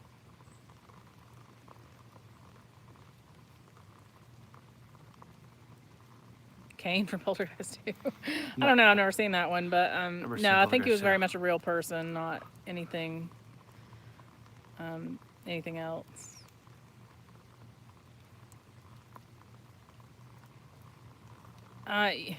Maybe it was Goat Man. Yeah, Goat Man. What? Goat Man. I have another story about that. You got a story about Goat Man? Crazy. Let's hear Goat Man. So, I had this crazy friend back in Franklin when I used to live there. I grew up in Franklin. And oh my God, you hid in the shower and called 911. It's scary. It's hard to tell a story. I feel so distracted. But anyway, I had a crazy friend, and she was one of these people who believed everything. Like, we'd go out onto the trampoline at night, and she would say that Sasquatch was coming to get us. Only she used a different word besides Sasquatch. I'm not sure. A different word? Yeah, I don't remember what it was. It was not some kind of Bigfoot or no, not Bigfoot, not Boojum. I don't know. Anyway, it was something weird. Yeti? Not a Yeti. It was like something man.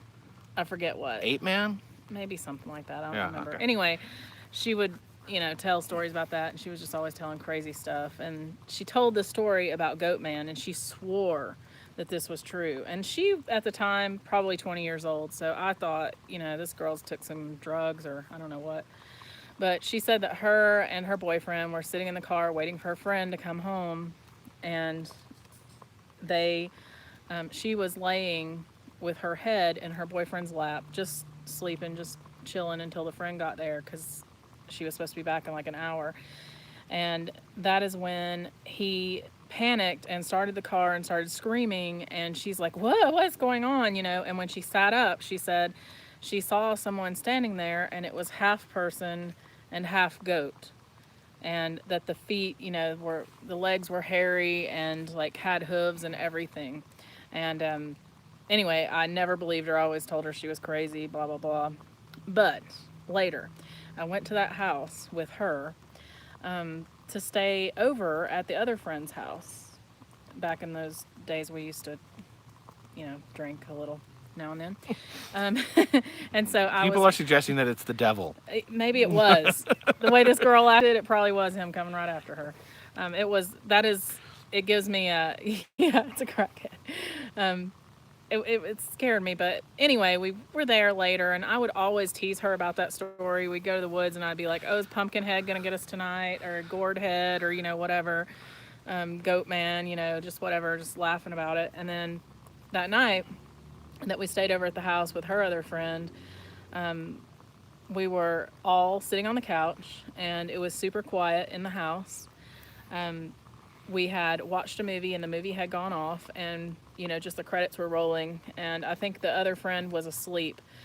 And just at that time, the window was open about that much with a stick holding it open because it was an old place. And I look out there, and there is a ball of light.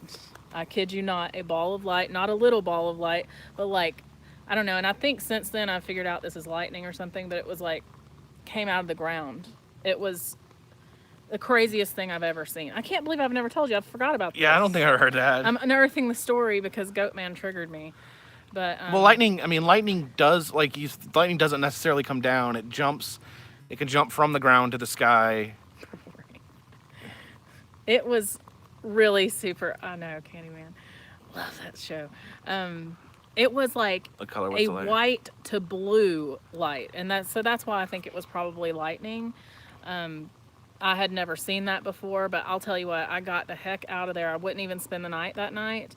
And I was like crying on the way to the car because it had scared me so much. Because honest be true, whenever she would tell that story, I thought it was stupid and it wasn't real, but something in the back of me just was like, that is the creepiest thing. That is so creepy. And then her boyfriend backed it up, and they swear they weren't on anything, but I don't know. They probably were. Yeah.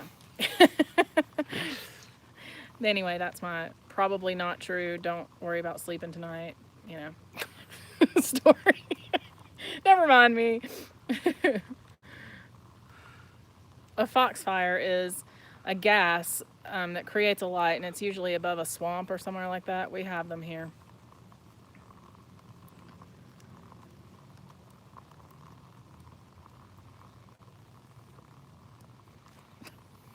Go away, Muhammad. Don't say that. God.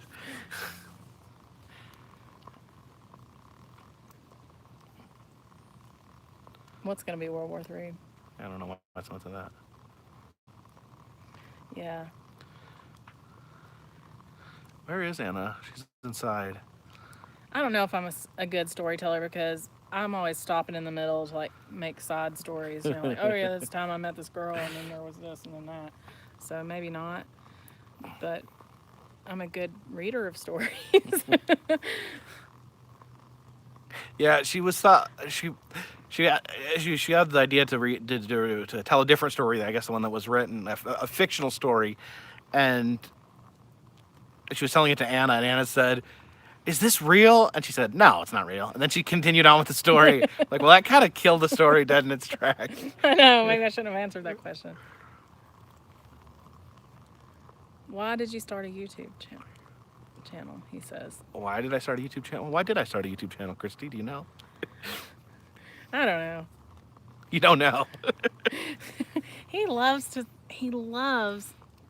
taping things, and he loves to go out and, he always loved to take pictures and things like that. And then he would videotape, and I think it's more about because he likes to tell the story, and he is a good storyteller about things. Thank you. But he has interests like folk heroes and different things like that I think, need, is the invention, what is that? Necessity. Necessity is the mother of invention. Necessity is the mother of invention. Yeah, because he really didn't have anything like that he could sit and watch, that he could enjoy, and I think that was really what drove him to kind of get out there and tell the stories himself so that people could see it.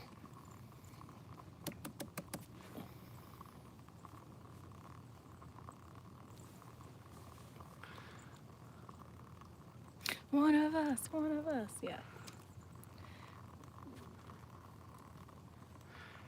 Spring Hill Jack's going to do a collaboration with me in London. I love Spring Hill Jack. He's one of my favorite. Oh, Mason, what are you doing? If you guys like this live feed, then you'll have to let us know, and maybe next time we can convince somebody really cool to come sit and talk with us, and maybe do some other stories. He really hates being held. He's so precious. He's my favorite baby.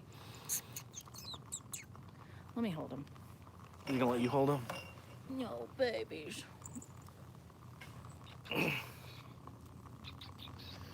What he loves more than anything is kisses. Is it rain dying down a little bit? Yeah. All right.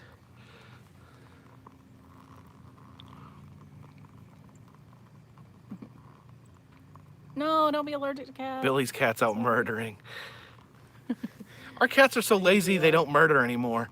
Our one of our cats sits underneath the butterfly during the summer. She'll sit underneath the butterfly bush and just eat butterflies all day.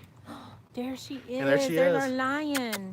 And she won't come here. She's Mercy's still mad for making her get the lions cut.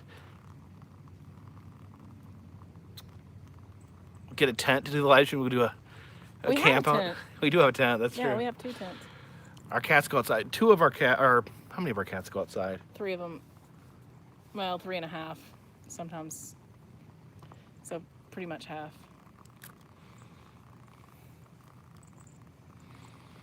Yeah, she does look like a poodle. She's so cute. I love it. Mason's a male. Then we have another young male, still a kitten, and the rest are female. Are there bears in our neighborhood? Is there any bears? Yeah, there's no bears in our Well, yeah, there's a neighborhood. bear got in our garbage at our old house, and we didn't live there. We lived just a couple miles from here.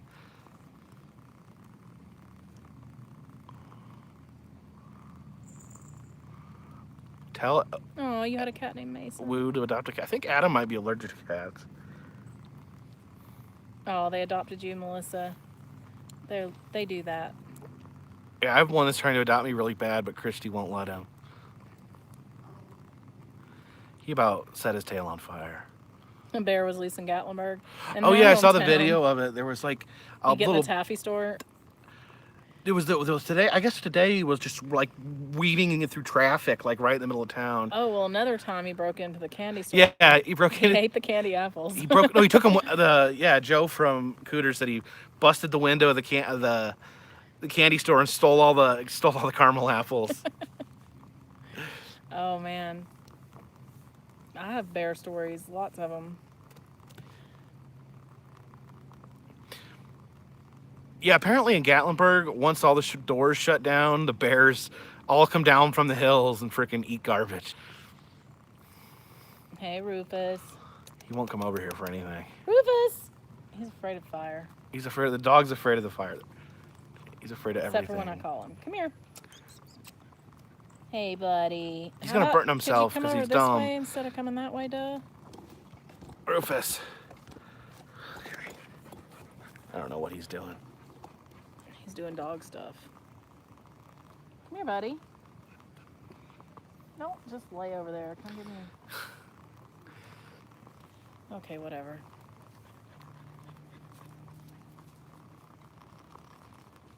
Yeah, I guess in Gatlinburg they don't have ghost stories; they just have bear stories. Joe from Cooters also said that it looked like. So when the police show up, the bears run like an episode of Cops.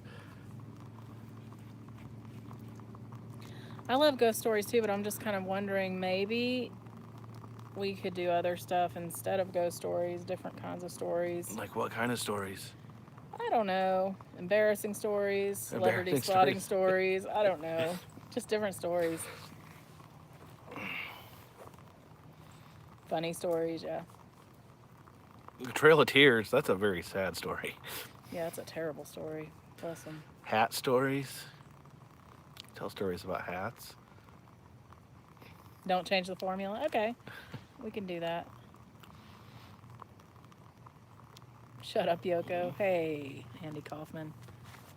Kiss it. I don't think that's really Andy Kaufman. Irish limericks. There once was a man from Nantucket who kept his hat in a bucket. Worst food I've had on the road. Ooh, What's the worst food that you remember we've had on the road? I don't know. That would take a lot of thinking. Oh, maybe it was that place in St. Augustine with the terrible, terrible seafood, but it was so fun. Oh We yeah, stayed. I don't think that place is there anymore. But we had the seafood restaurant is out on a pier, and they actually had bottoms of the windows opened up so you could throw food out into the water to feed the fish and birds. And like we got our food and it was just garbage. Like it was disgusting. It tasted like microwaved fish crap. And so we ended up throwing all our food out the window and we had a blast, but the food was really, really bad. Yeah, and I think it's actually meant to feed the fish, but these Oh, the birds fish don't would ever get anything. swoop down and get it. I remember Christy threw like a whole hush puppy down and like a seagull like caught it in midair. And then it was like flying away with a big old golf ball sized hush puppy. It was so bad. It was some of the worst seafood I've ever had. Octopus story. Oh, what was that? Where was it at? Where the octopus escaped from the aquarium? He literally like walked down the hallway and like escaped through a drain. That's funny. I love the octopus at Ripley's Aquarium. Hey, Christopher. Sorry I didn't find your coins. The Beverly Hillbillies theme song. Oh. That's how it is in America. If we don't like our food, we just throw it out the window. We just have a good old time hucking food out the window.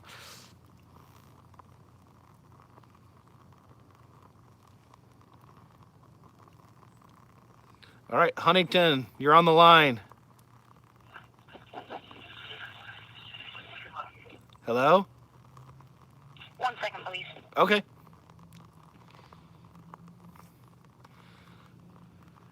I know. All right, we got our caller holding for just a second.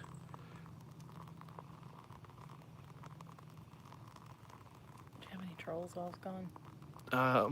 Were you here when Willie was here? Mm-mm. Hello? Hello? Hello, I'm on. Yes. Who are we speaking with? Oh, hey. Oh, my name's Mike. Hi, Mike. Hey, first of all, I wanted you to know Yeah? that you are my son's favorite YouTuber. Oh, awesome. And Thank you. he's 12, and you've inspired him to make his own museum of oddities in Oh, my wow. garage. So I'm sure it has insects and Halloween masks and weird drawings. And you'll have to come by and check it out sometime. That sounds incredible. All right, brother. Hey, but we were watching your stream, and I wanted to tell you a story. Okay. I was thinking of Gail. I think what her name was that called in from England. Yes. The nurse from the hospital. And I'm telling you, there's something with that. But when I was in college, I worked security. I was a midnight supervisor at a hospital.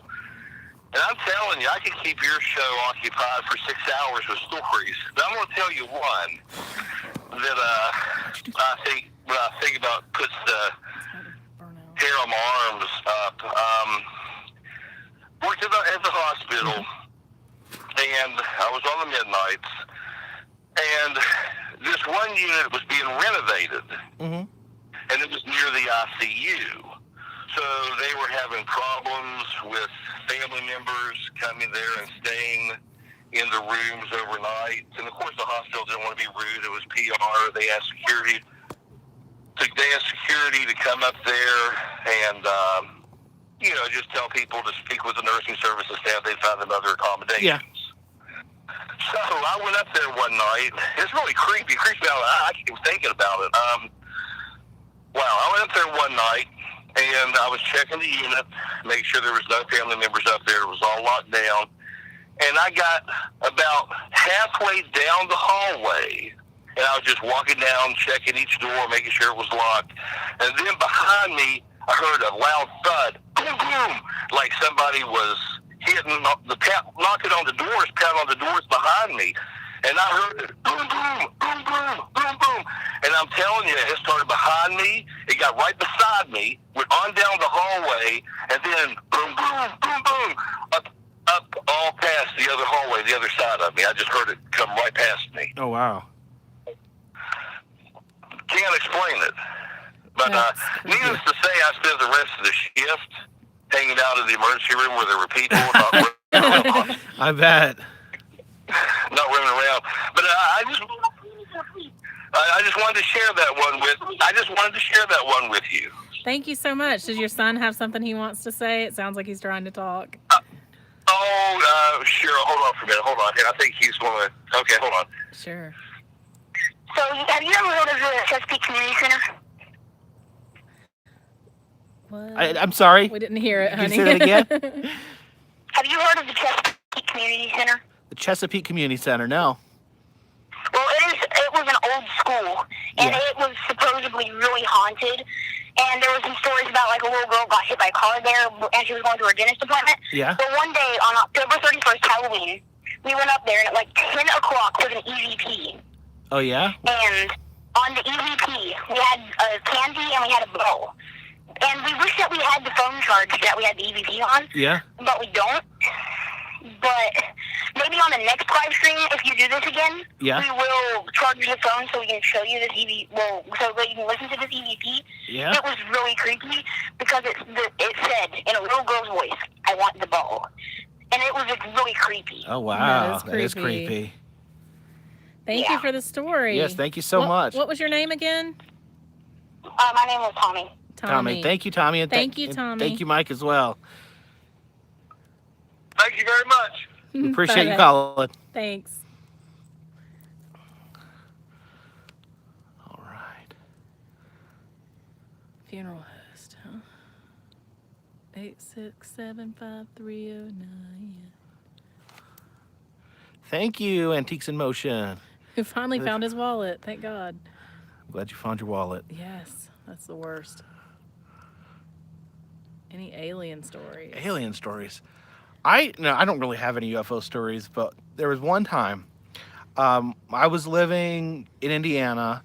It was a very clear night. Wait, hold that for a second. Hi, Megan. Very clear night, so you could see all the stars in the sky.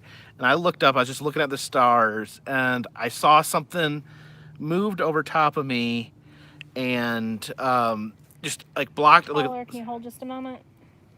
Blocked. It was almost like a triangle shape. Blocked out the star. I could like see it above my head. This triangle didn't make a single noise. Just passed over and blocked out the stars. Okay, we have a caller from Nova Scotia. Who do we have? Hey, this is Justin. How's it going? Hi, Justin. Good. How are you? Pretty good. What's going on with you guys? We're just sitting here waiting to see what kind of stories are coming from Nova Scotia. Okay, so it's all on me. Pressure now.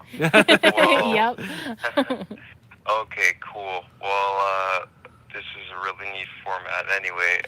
Thank you. So there's some haunted places around here, and one of the most famous ones is the Alexander Keith's Brewery.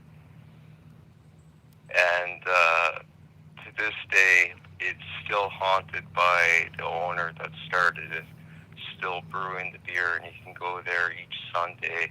And one of the people that is in my band there that plays, his wife works there on Sundays, and she says that when they close down and everything like that, then when they're shutting up shop and everything, that they can hear these faint distant noises, and whenever they try to go investigate them, they can never find the source of the sound or anything like that.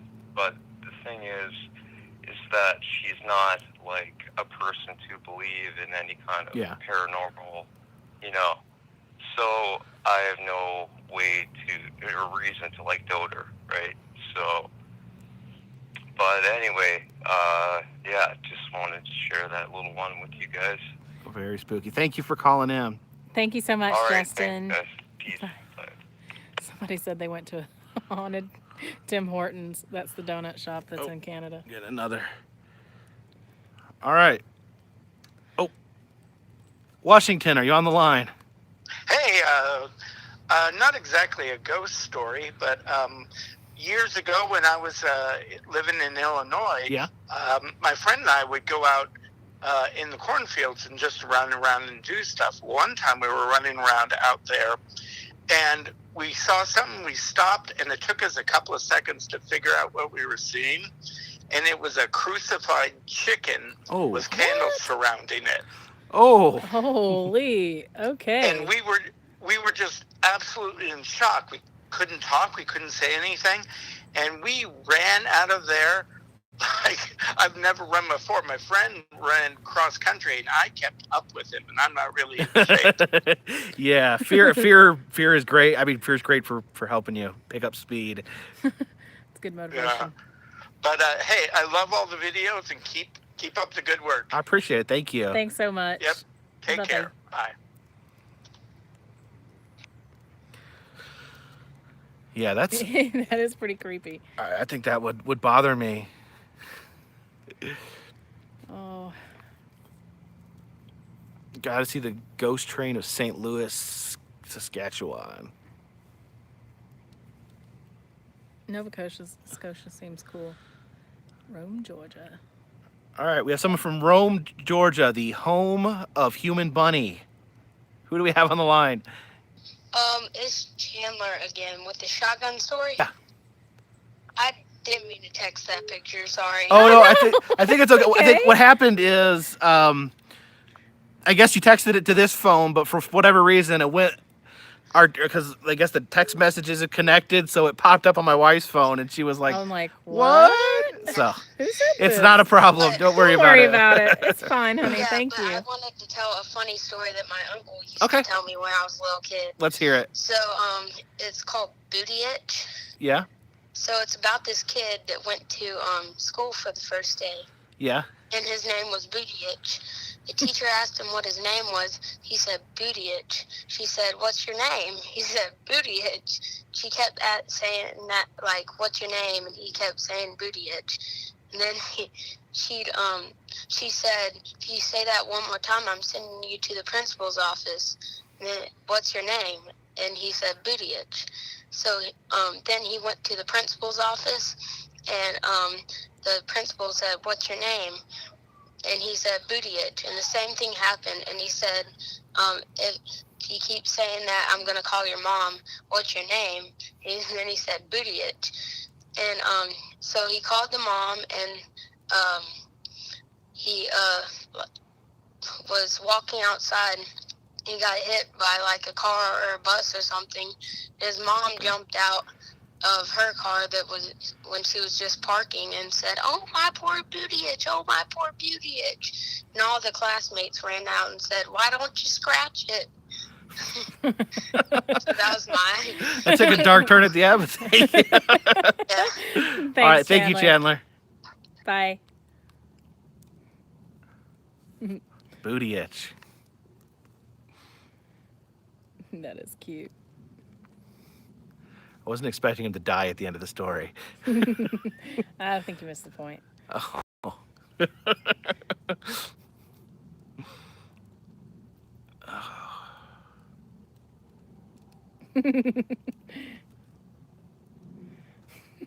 Everybody knows Booty Itch. Everyone Good knows old Booty Itch. Here's another one. Oh, we have Houston. Houston, you're on the line. Hello? Hello? Hello? Who are we speaking with? This is Brad. Hey, Brian, how are you doing? Hey, this is Carpetbagger? Yep. You got a story for us? Yeah, actually, this took place, I want to say about 2 years ago. Yeah? So, I had a friend over one night. He was staying out of my house at the time, and he actually had a Apple Watch on his phone. It kind of sounds, stupid, but it literally, I actually started crying. I don't know if anybody's ever been that scared where you actually start crying, but here's what happened. It was about 2:30 in the morning. Like, we were up all night, pretty much. We didn't think anything like paranormal. We weren't even talking about anything like that. Yeah. So, time's flying by, and his Apple Watch, actually started, like, he didn't even have an app to do this because we actually went through his whole Apple Watch app section to see what he had downloaded. So anyway, they started speaking out letters, and it was spelling stuff like, I don't know how to say it. Like, it was just like writing out letters on his Apple Watch. Creepy. Like, so for instance, it was calling us names first off. Like, he was being really mean. Yeah? And I told him, like, man, stop playing with me. Like, this isn't even funny. And then he actually started screaming. He's like, this isn't me. And I was like, well, how could this be happening? Like the Apple Watch was spelling out stuff, like on that. Like, you know how on a phone, like you can write stuff down, like with your finger. Well, that's what he was doing on his Apple Watch. But we were watching it. It was spelling out mean things. Like, it was calling me names. It was calling him names. Ugh. And I didn't. It was just so weird, but it was being mean to us. That is disturbing. Yeah. Yeah. Thank you, Ronald. So I actually started crying. I was like, this is so scary. Like, how could this even make sense? And he showed me he didn't even have an app that could do that. Ugh. And he wasn't even on his phone or anything. And it was just really weird, but that's a true story. It was saying things to us. And, Oh, yeah. Well, I've never seen that happen before. Yeah, that would definitely creep me out. Like, the thought of, like, inanimate objects, like, talking or communicating is super creepy to me, so. Yeah, and the scariest thing was it was saying horrible things about us, like things that, I mean, it was just almost like it was possessed. Like, Yeah. it was calling me names, like, based on what I looked like. And Oh, God, so it, like, knew what you looked like? That's weird. yeah, it was just, like, going after me, like, hating me. Like, Ugh. it was just, like, the creepiest thing I've ever seen in my entire life. But, yeah, I actually started crying because it was that scary. Like, I've never been that scared. Super like, scary. ever, Well, you know? thank you for calling in. We appreciate it. Yeah, no problem. Thank you. Thank you. Bye. Yeah, I love the show Black Mirror. Super, super creepy.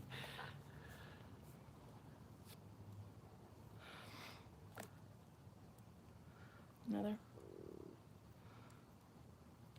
All right, we got someone on the line. Hi. Hi. So this is Tommy. My dad called and told a story. Yeah. About Right. Whenever he was at the security officer. Hey, Tommy. Hey, Tommy. Well, I just wanted to call, and this isn't my story, but it's a story that I thought was really, really creepy. All right, let's hear it. So I read it in a book once, Mm-hmm. but I don't think anyone else would ever have heard this. Yeah. So there was this girl who was left home alone with her dog, and one night, she was just trying to sleep. Yeah. So she went to sleep, and her dog just kept on licking her hand, and it was kind of annoying her, so she kind of flipped up her hand. Yeah. She took her hand and put it back up on her bed, and she kept on hearing this dripping noise. And so she went, and she noticed that the sink was completely turned off, Yeah. but she tightened more. She went to bed, and she woke up around 2, maybe. Yeah. Her dog was licking her hand again. She kept on hearing the dripping. So she just put her pillow over her head and fell back asleep. Yeah. She woke up in the morning, and she smelled the foulest smell coming from her shower. Yeah. She opened the curtain as she still heard the dripping, and she's like, oh, I'm so stupid. It was coming from the shower the whole time. And what she noticed first was that there was something red written on the wall, and it said, humans can lick too. Ah! So she looked up, and she saw her dog gutted. Ah! Oh, no. That was making the dripping noise. So there was a human under the bed. Oh, Creepy. Yeah, Super that one kind of made me jump. that is a creepy one. Psychological terror. Well, thank you, Tommy. A very, very creepy story. Thank you. Thank you. Ah! Some creepy man licking a little girl's hand after murdering her dog.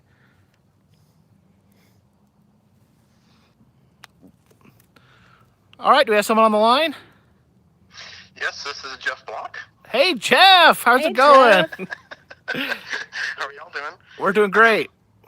Well, I have a creepy story that happened to me, my brother, and our now wives.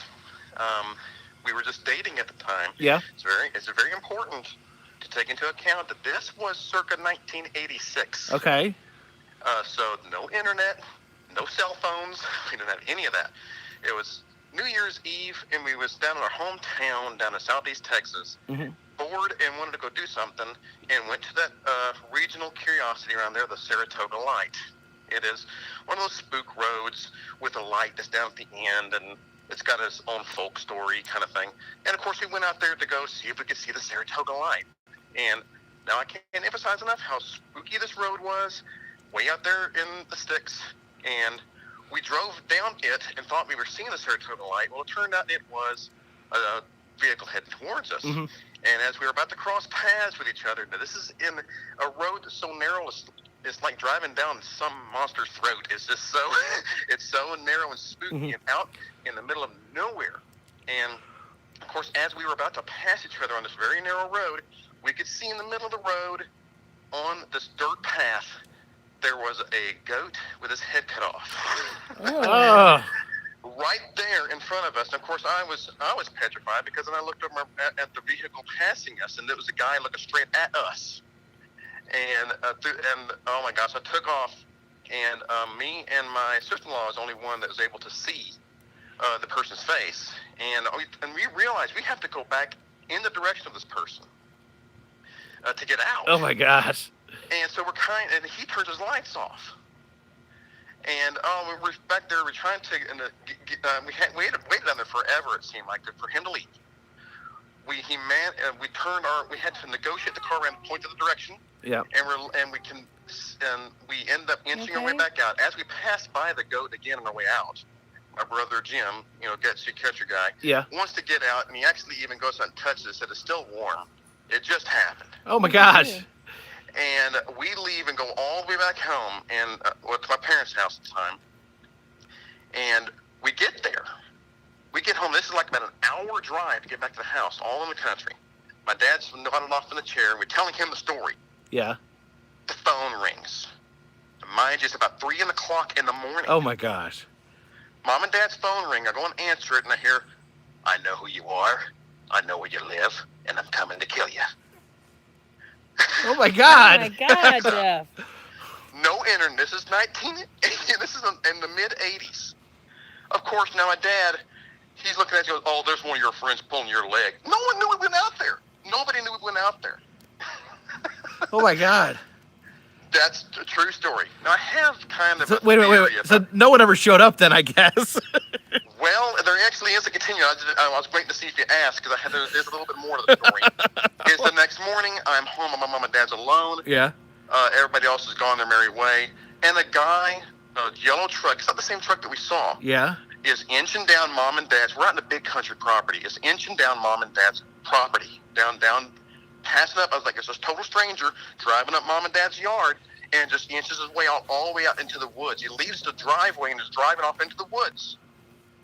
And of course, I'm just staring. I'm calling in a panic, calling Jim. Oh my God, there's someone out here at the house. Yeah.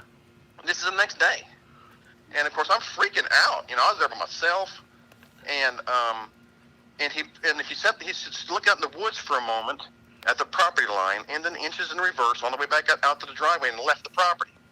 And that is the real end of the story. But in modern times, I have a theory. I grew up, it's been a decades-old story like this. I tell them these kind of situations. Yeah. I think this kind of takes the luster off of it. I wonder if it wasn't a cop, and he thought we were the ones that did it. Really?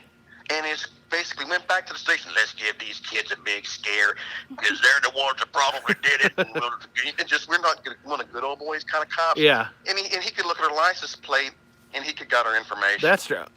That's the only thing that seemed, but I don't know. By the end of the line, it's still, stop to think about it, that ain't much less scary. Yeah. But oh my gosh, and man, this has been a story that when me and my brother bring it up, we still look at each other like that was really scary. I'm the one that heard the guy's voice in the phone. Yeah, that would bother me, not ever having like a resolution to that. No resolution. I just tell myself, I'm convincing myself of that just so that I can have peace. And I'm thinking that the vehicle came out, he's probably just checking to see if we had like more pentagramish kind of stuff in our backyard, kind of stuff that he's going to, well, I know where he lives, let's go out there and look and see. They're probably going to have much more like devilish stuff in their backyard anyway. I felt that that's the kind, it kind of dots connect. Yeah. But man, we have not been out there again since. Yeah, that would be enough to keep me away. I've put you up to going out there though. Hey, Yeah. Cartwright, you got to go out to the Saratoga Light. Yeah, no thanks. I don't want to Don't trip over any be goat heads. murdered by a satanic goat cult. Hey, but this is a great idea for this format. It's really fun. Yeah, this is really cool. Oh, thank you. Campfire-y and spooky. Okay, and if anyone doesn't know, Jeff is the one that created my intro and also created the Coast cards that went out to the Patreons that are on their way right now. Woohoo! I can't wait for mine.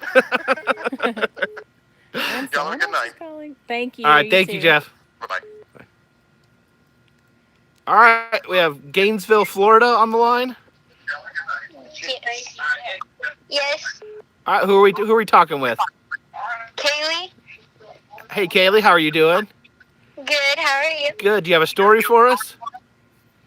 Yes. All right, let's hear it. So I used to have one of those old Furby toys that would talk. Oh no. Already. I used to be so in love with it until one night it was on and it started talking, so I freaked out kind of and I turned it off Yeah. and threw it under my bed and it still kept talking. Oh my god. Oh my god. I reached my foot under and started kicking it and it still wouldn't stop talking and I ended up running out of my room and screaming and crying. Oh yeah. It freaked me out. I was always afraid of dolls when I was a little boy.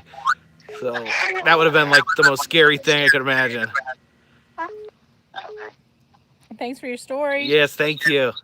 Thank you. All right, we got someone on the line? This is Vic. Vic? Rick. Rick. Vic, V-I-C. Vic, Oh, I was sorry. right. All right, how you doing? How you doing tonight, Vic? I'm doing all right, and I got a couple of stories that may scare the living crap out of you. All right, let's hear them. I'm a Civil War reenactor for going on 15 years. Yep. I've been everywhere in the state of Florida, Georgia, all the way up to Gettysburg. Mm-hmm. I was at a battlefield in Florida called Olusty, and it's a rite of passage to bring new guys out to go ghost hunting. Yeah. It's Friday night, 3 o'clock in the morning. We're out on the main part of the battlefield, and we had 2 ghost boxes going. One said beware, and it was on the far left of our line. There's about 12 of us. Mm-hmm. The other side said black, almost right after each other. Okay. If you know the history of the battle, the 54th Massachusetts, the All-Black Regiment for the Union, was involved in the battle and actually left out with limited ammunition during the battle. Oh, wow. So that gave us a little creep. We started to walk across the field. We get about halfway through, and this fog comes in out of nowhere, and it had the rich sulfur, like black powder guns going off. Oh, wow. About half the guys bailed. They ran back to where we were coming from. And, you hear the stories like there's this ghost and that ghost and, whatever. Yeah. So we keep going, and right now there's only 2 of us. And she stops about 25 feet back from me, and I'm almost at the Union side of the field. And I'm standing there, and I'm looking into the woods. I find a little clear spot. And from my left, I hear at a full gallop a horse. It comes closer and closer. It's right behind me. I can hear it. And it kept going by. It's 3 o'clock in the morning, pitch black and fog. I went to every cavalry unit the next day. Every horse was accounted for. Oh, wow. There was no way to explain it.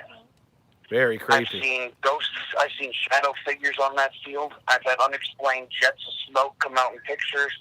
Orbs. Seen an unexplained lantern. Had stuff moved around in my camp. Very creepy.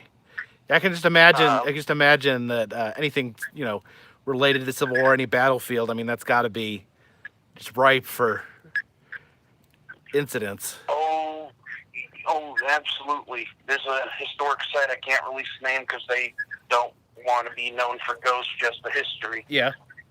But it is a historical fort that has been used for almost 200 years. And we were doing a living history there, actually staying in the fort. Yeah. We're sleeping in the barracks, and you get that feeling that somebody's watching you. I opened my eyes, and I looked out in my bunk, and I could see a shadow of someone standing in the back doorway. And I jumped out of bed, and I was stuck my head out the rear window, and no one was there. Creepy. We had ghost boxes out. We went into the jail. And there are 3 jail cells, and there one for if you're just drunk on duty, one if you went AWOL, and then there was solitary confinement, which you were stuck in the black, in the dark, Yeah. stripped naked, not even allowed to come out to go to the bathroom. You're given food, and if the jailer was nice, he'd leave the flap open for you. Mm-hmm. We left a plate and a candle there with the flap open. I couldn't even set foot in the cell. I just kept getting this very bad feeling. And we had the ghost box. We're on the other side of the fort, and it said plate, solitary. Oh, wow. We asked why he was in there, and he said murder. Huh. One of the crimes that you'll be placed in there is murder, mutiny, rape, the big ones. Yeah. But I have been to a lot of places, including Gettysburg. Gettysburg gave me the biggest chills ever. I had a voice say right behind me, "It's good to see the boys together again." But we were camping on the site where General Ewell's Corps camped at the campaign at Gettysburg. Wow. Wow, terrific stories. Thank you, Vic. Yes, thank you. My pleasure. Love the videos. Keep them coming. We appreciate Thank it. you. Bye, Vic. You have a good night. You too. Too.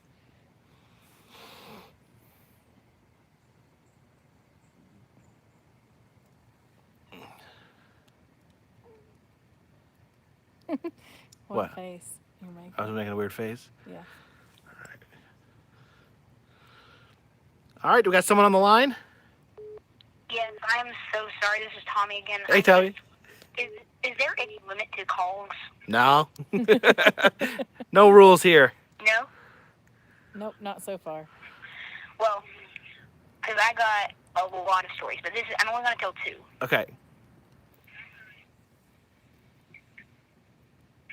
So one time so Point Pleasant is where the Mothman is, Yes. where the Mothman Museum, Yes. the TNT grounds. And I live relatively close to that, so it's not even an hour drive. Yeah. Well, maybe about an hour and a half. But, so we go up there frequently. And one time we went up there, and there was a dead deer. And we thought it was poachers at first. Yeah. But it had, it was ripped apart. You could see the ribs. Yeah. So we went a little bit farther, right beside one of the TNT things. Yeah. My mom and dad were there. They went into one of the TNT bunker things. Yeah. And I was there on the trail, and I thought I saw the Mothman, but my dad just said it was probably a big bird because there's things up there called sandhill cranes. Yes. That are they're huge. Yes. But the second story was my mom's story. It's on her side. Mm-hmm. So before I was born, they lived in a really tiny house. And they had this little music box thing. Yep. That my mom's grandmother gave her. Mm-hmm. So at 10 o'clock, it played a couple notes. And they just didn't sing anything of it. It's old. It's old. So they woke up the next morning and they received a phone call that she killed herself. Really? Yes. That's the same creepy. night that it went off. Oh, wow. That's creepy, Tommy. Thank you so yes, much. thank you for calling back. We appreciate it. Yep. Yeah. Bye. Bye. You have a good night. Bye-bye. All right. What a cute kid. All right. We have someone on the line. Hi there, it's Angela Lynn. Hey, Hi. how are you? Good, how are you guys? We're doing good. All right, so my scary story, I have a couple of them. I just want to pick one. Okay. So I'm from Minnesota. I'm pretty close to Bloomington, so like where MOA is. Mm-hmm. I'm sure all of you have seen Jacob the Carpetbagger's MOA video. It's pretty good. It's pretty funny. But so I live kind of close to the countryside of Minnesota and Wisconsin, and Yeah. sometimes you get a pretty good view of the sky. You can't describe. You don't know what it's from. But I've seen my fair share of lights that I don't know what they're from. Like they're not airplanes. They're not drones or anything like that. And then and now I've even moved close down to the countryside, and sometimes you just hear weird noises at night that you don't know what they are. But that's pretty much my story, I guess. We appreciate it. Very creepy. Thank you so Thank much. you. Thank you. Thank you, guys. All right, guys. Someone else coming in? Oh, someone went away. Do you hear that freaking crazy laughing? Freaky crazy laughing. Just a second ago, it was like. My wife says there's freaky crazy laughing. Probably the neighbors. They're a little freaky. All right. Do we have someone on the line? Carpetbagger, it's Farfy. Hey, Farfy. Hey, I got two for you. All right, let's hear them. Okay, used to work in psych hospitals for years, like I told you. Yeah. First one was a old tuberculosis hospital that had been converted. It had a crematorium in the back. Nice. And for years and years, the kids would, on the night shift, the kids would say, well, who was that nurse that just came in here? And we'd ask them, what nurse? Because, you know, the nurses were at the station with us. And they'd always describe a woman with like a 1940s get up with like a Red Cross pillbox hat and everything, coming in the room and taking their temperature in the middle of the night. So that was just something that That's spooky. was ongoing. Yeah, it was really creepy. Same place. The room that they used to give shock treatment to was converted into a shower, and the shower used to come on by itself in the middle of the night. Yeah. That's all I got. I can't imagine who would want to shower in a room where shock treatment was given. That's creepy. Yeah, That's dark. creepy stuff. All right, I'm enjoying the show. Thank you. It's nice to finally speak with you, Farfy. Absolutely, bud. Good night. Night. Good night. Greenville keeps calling and we keep missing them. All right, we got someone on the line. Hello, is this Jacob the Carpetbagger? It is. Yes, hi Jacob. This is Denise, the Wandering Artist. Hey, Denise. Not many stories here, but just one that was a true story when I was a child.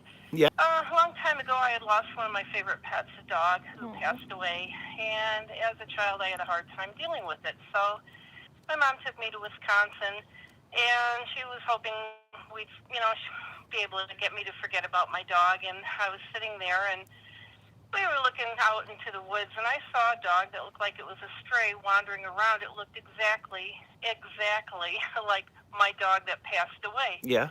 Well, I thought, okay, that's probably a fluke, But what really freaked me out is when we got home after vacation, and I had a good cry about it. I was laying in bed, and I felt like during the night something was brushing under my hand. Mm-hmm. And I reached down to pet what I thought was my dog, not thinking or remembering that my dog had passed away. The next morning I woke up, I had hairs in my hand from my dog. Oh, wow. This really did happen. And I'm thinking, wow, I don't know what that's about, but it really freaked me out, So oh, he came to say there you goodbye. go. Pardon? He came to say goodbye. I guess so, yeah. Hi, Mrs. How you doing? Hi, good. How are you? Doing great. Good to see you, too. You too. So, yeah, it was just a very short story. Nothing too traumatic here, but apart from that, it gave me, I think what it did for me was give me the sense of closure I needed as a child. Absolutely. So, yeah. Weird that I would have still dog hairs in my hands the next morning. Yeah. Definitely weird. So that was pretty wild. Definitely. Yeah. apart from that, well, that's it. And, well, you guys have a good evening. You too. Thank you. too. Thanks for calling in, It Denise. was good to finally speak with you. It's good to speak with you, too, as well. Both of you. So you have a good night. Thanks, you too. Good night. And I'll be following you on chat here. We appreciate it. Bye-bye. Bye. All right. Yeah, there's something about losing pets. I mean, losing people is very traumatic, but something about the innocence of animals. Finally getting Greenville, Okay. but I want to let everybody know to call. You call 828-506-1643. Okay. Do we have someone on the line? Hello? Hello? You're alive. You're live. Oh, hey, yeah, this is Samuel Eli Hawthorne. Hey, how are you doing? Wormwood's drugstore. Oh, yes. You sent me the voodoo doll and the possum paw. Oh, yeah, definitely. My girlfriend made that possum paw for you. Oh, that's so cool. Thank you. We appreciate it. But I have an epic Southern Gothic paranormal tale. Oh, wow. We'd like to hear Here it. in upstate South Carolina, there's this old spooky church where, like, everybody always says it's haunted. Mm-hmm. And so once, like, back in the day, me and some of my friends went there, and we were like, we were going to hold a little seance, So, we had a Ouija board, and we had some of our, like, spooky stuff. Mm-hmm. And we were, like, playing around, and we were like, manifest. And they kept going to no. And we were just like, manifest. And finally, like, all these old books started falling over, and everything started falling over, like tons of old stuff that had never been, like, touched before. Everything started falling over. And all these people that were with me got real freaked out and scared and wanted to leave. So we had to leave immediately then. So then, like, a couple months later, me and my friend who's a witch, we go back because, we really like St. Paul, and we're like, this is like a nice place. And so she, like, actually, names me in witchcraft, there at that, like, spooky haunted church. It's real, it's like real cool, real old spooky place. And then years later, me and my dad are riding down the road, going down the same road, and I'm like, there's a haunted church up there. And he's just like an old, like, tough old Southern man, and he doesn't really like believe in ghosts or anything. So I point out, and I'm like, "There's a haunted church right there." And he looks at me, he's like, "That's the church that I was saved in." Yeah. So like, it was just like a real like crazy like Southern Gothic like epic like haunted spooky story. Oh yeah, I imagine. That's really cool. My grandpa tells me stories like that all the time. And we driving past a field. I picked beans in that field. I picked beans in that field too. He's picked beans in every field, so cool story. Thanks. Of course, thank you. Thank you. All right. Oh, do we got someone on the line? Hey, this is Hiei the Bucks. Say that again. I'm sorry. Hiei. Hiei. How are you doing tonight? I'm good. You got a story for us? Yeah, I do. I actually have a really creepy one. Let's hear it. So my old school was a Catholic school, and part of it burnt down the way back before I went there. Mm-hmm. When my grandparents went to the school, and they said nobody died there, but when I was a kid, I used to be able to see spirits. And one of the creepiest things happened to me while I was in the school late at night after a after-school event. Mm-hmm. I was walking down this hallway, and there's this one classroom I absolutely was terrified of. And I didn't know why until this night. So I'm walking down, and I'm ahead of everybody else. They're still in the classroom. And I see these two little kids, a little girl and a little boy, run into the room. And the little boy is like screaming to the little girl, "No, don't go in there." And they rush in. Next thing I know, a wall of fire engulfs the doorway. This evil face pops in, and there's this evil laugh. And I hear the screams of the kids, and then it disappears. Oh my gosh. It was like the freakiest thing ever. Sounds like it. Definitely. And another thing I would always see an old janitor. And he could never go past a certain point, but he would look like he was actually physically there until he'd get to this certain point, and then he'd start to fade away.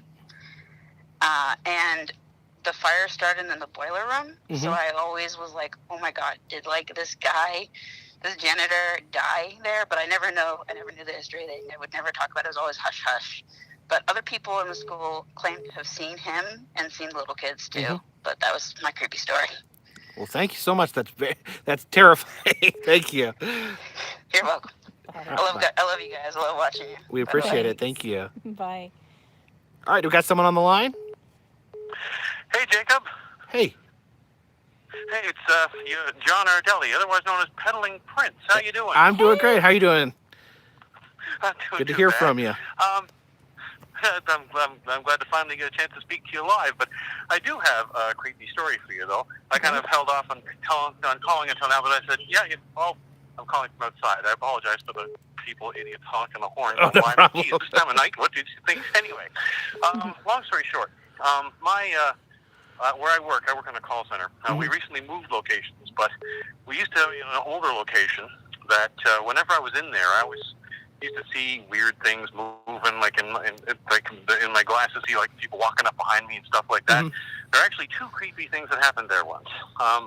The first one was a much shorter story. I was in my office, and I had one of those apps running on my phone. You know, the kind that they're supposed to say what ghosts around you are saying, right? Okay, so I was writing an email, and the thing was perfectly silent until I'm there writing a paragraph. I press enter twice to start the next paragraph, and suddenly the phone goes, paragraph. Paragraph? I'm like, that's weird. I think something's watching me, right? Yeah, that would, yeah. But that's not the creepiest one. The creepiest one was really vivid. Now, the front of this building, I have photos of these locations, by the way. If you want to see them, I can send them an email if you like.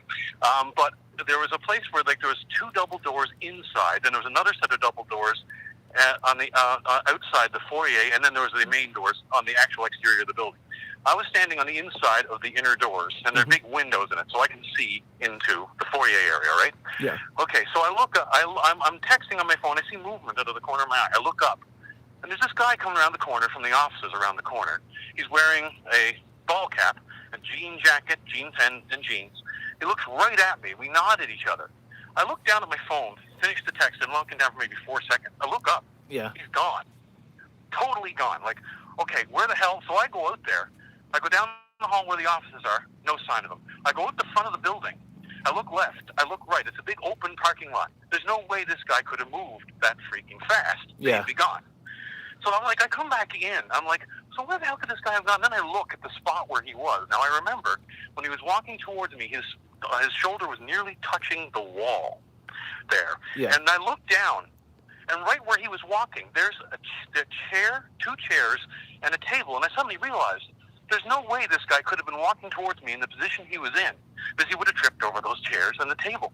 I saw him so clearly, but he just completely vanished, and I still have no idea where he went to this day, or who he was, or where he came from. That's pretty scary. Yeah, it is pretty scary. Yeah. It's like, it was kind of pretty, like, he himself wasn't too scary, but the fact that he vanished, was like, what the hell? Yeah, the fact that it materialized. We're in the new building now, and the ghost thing doesn't say a thing now, so I'm kind of glad about that. The new building doesn't really have anything, but I don't know what was up with that other building. Was it built on some burial ground or something? I don't know. That was creepy. Thank you, thank so you, John. I much. appreciate you calling. Yeah, no problem. You have a good night, Jacob. You too. You too. Bye-bye. I think we should probably get... Do you feel like we should winding wind this campfire down? I think the so. fire itself is actually not a fire anymore. It's more of a Ember. pile of embers of burnt wood and slightly glowing fireballs. Gail, of you wood. have no idea how much it means to us that you stay up this late to be on there. It's Yeah, just that's really crazy. fun. Hopefully you don't have to work in the morning. She said she has to meet someone for lunch, so Get some sleep. Go hopefully eat there'll be some. a Bloody Mary involved. Go get a nice plate of spaghetti noodles covered in marinara sauce.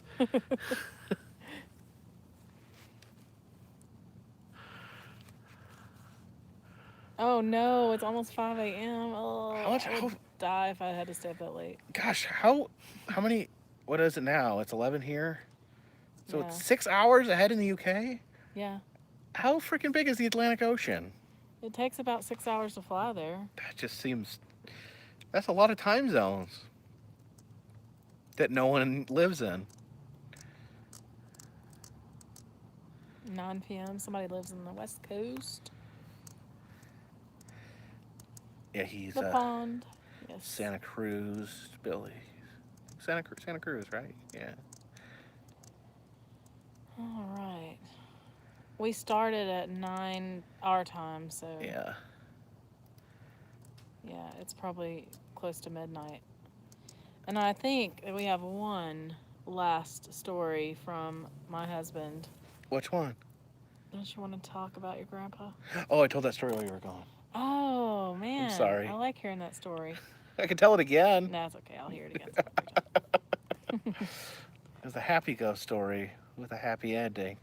Yeah, so guys, let us know in the comments. Yeah, and the feedback, if you like this, if there's things you could have done different, things you could have done better.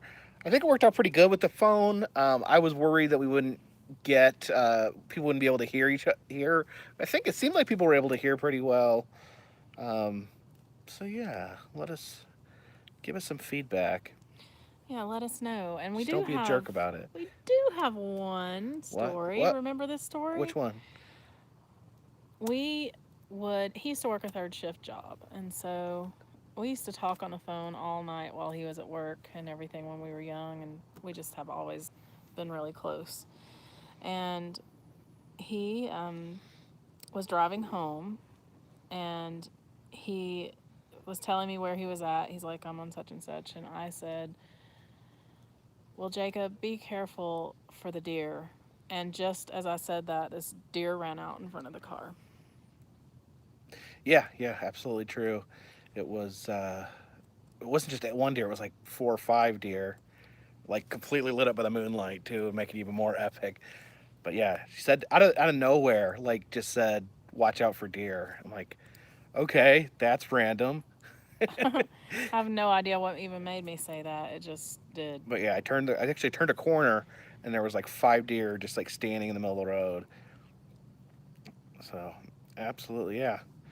Yeah, I'm up for it again sometime. What's better than sitting in front of could be better than this fire, but we'll do better next time. The fire is very, very, very extinguished. Yeah, so. I don't know if I'm psychic. I don't know. Who knows? I was probably just on my head that night. Coincidence? Maybe. I don't know. You have a pretty good psychic story. I don't know if you want to tell it though. It's a little personal. Which one? About the phone number? Well, there's that, but the one I could verify the I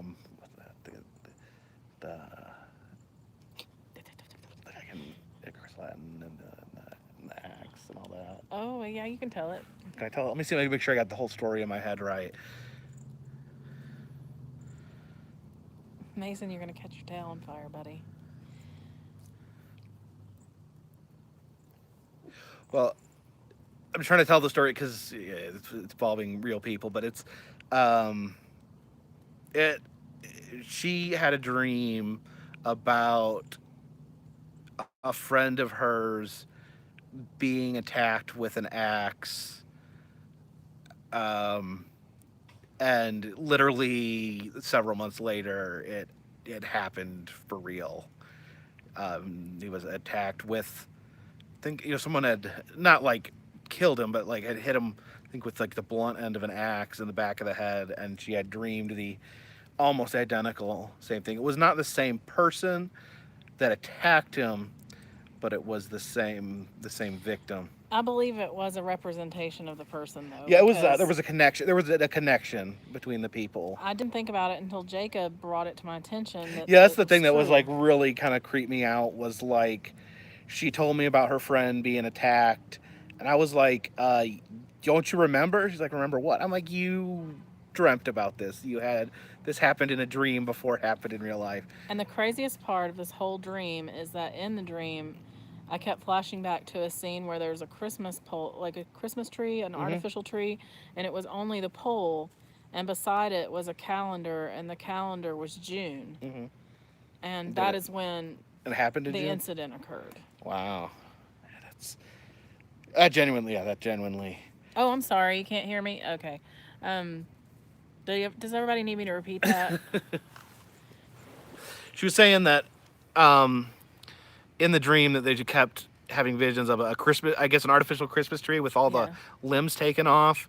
And then there was a calendar hanging next to it with the month being June, June being the month where the actual incident occurred.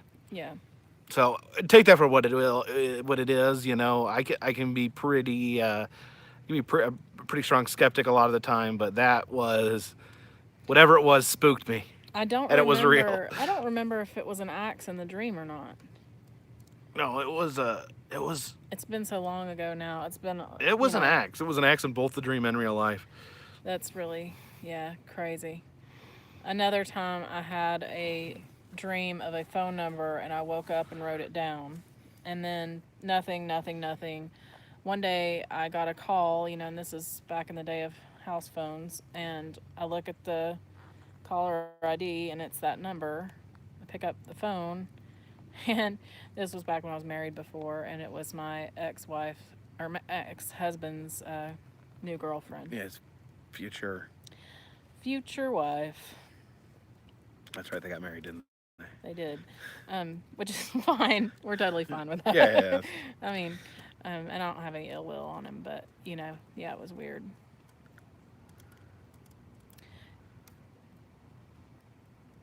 Yep. Alrighty. All right. Any final questions, comments? Random Andrew says, "Hope we do more of these." Definitely, it seemed to go pretty smoothly. We can definitely think about this, making this a regular segment. All right. Everyone seems to have had a good time. Or anyone that doesn't have a good time is blocked. Shout out to Random Andrew. Yeah, I think we'll leave this stream up just so anyone that didn't get a chance can tell us what they think. And yeah, well, you laughing at the dogs? The dog just. Somebody said I'm psycho. No, definitely psychic. Oh no, the dog sneezed really loud behind me. That too. All right. Well, thank you. And tonight, this campfire is in the bag. Good night. Oops. Okay.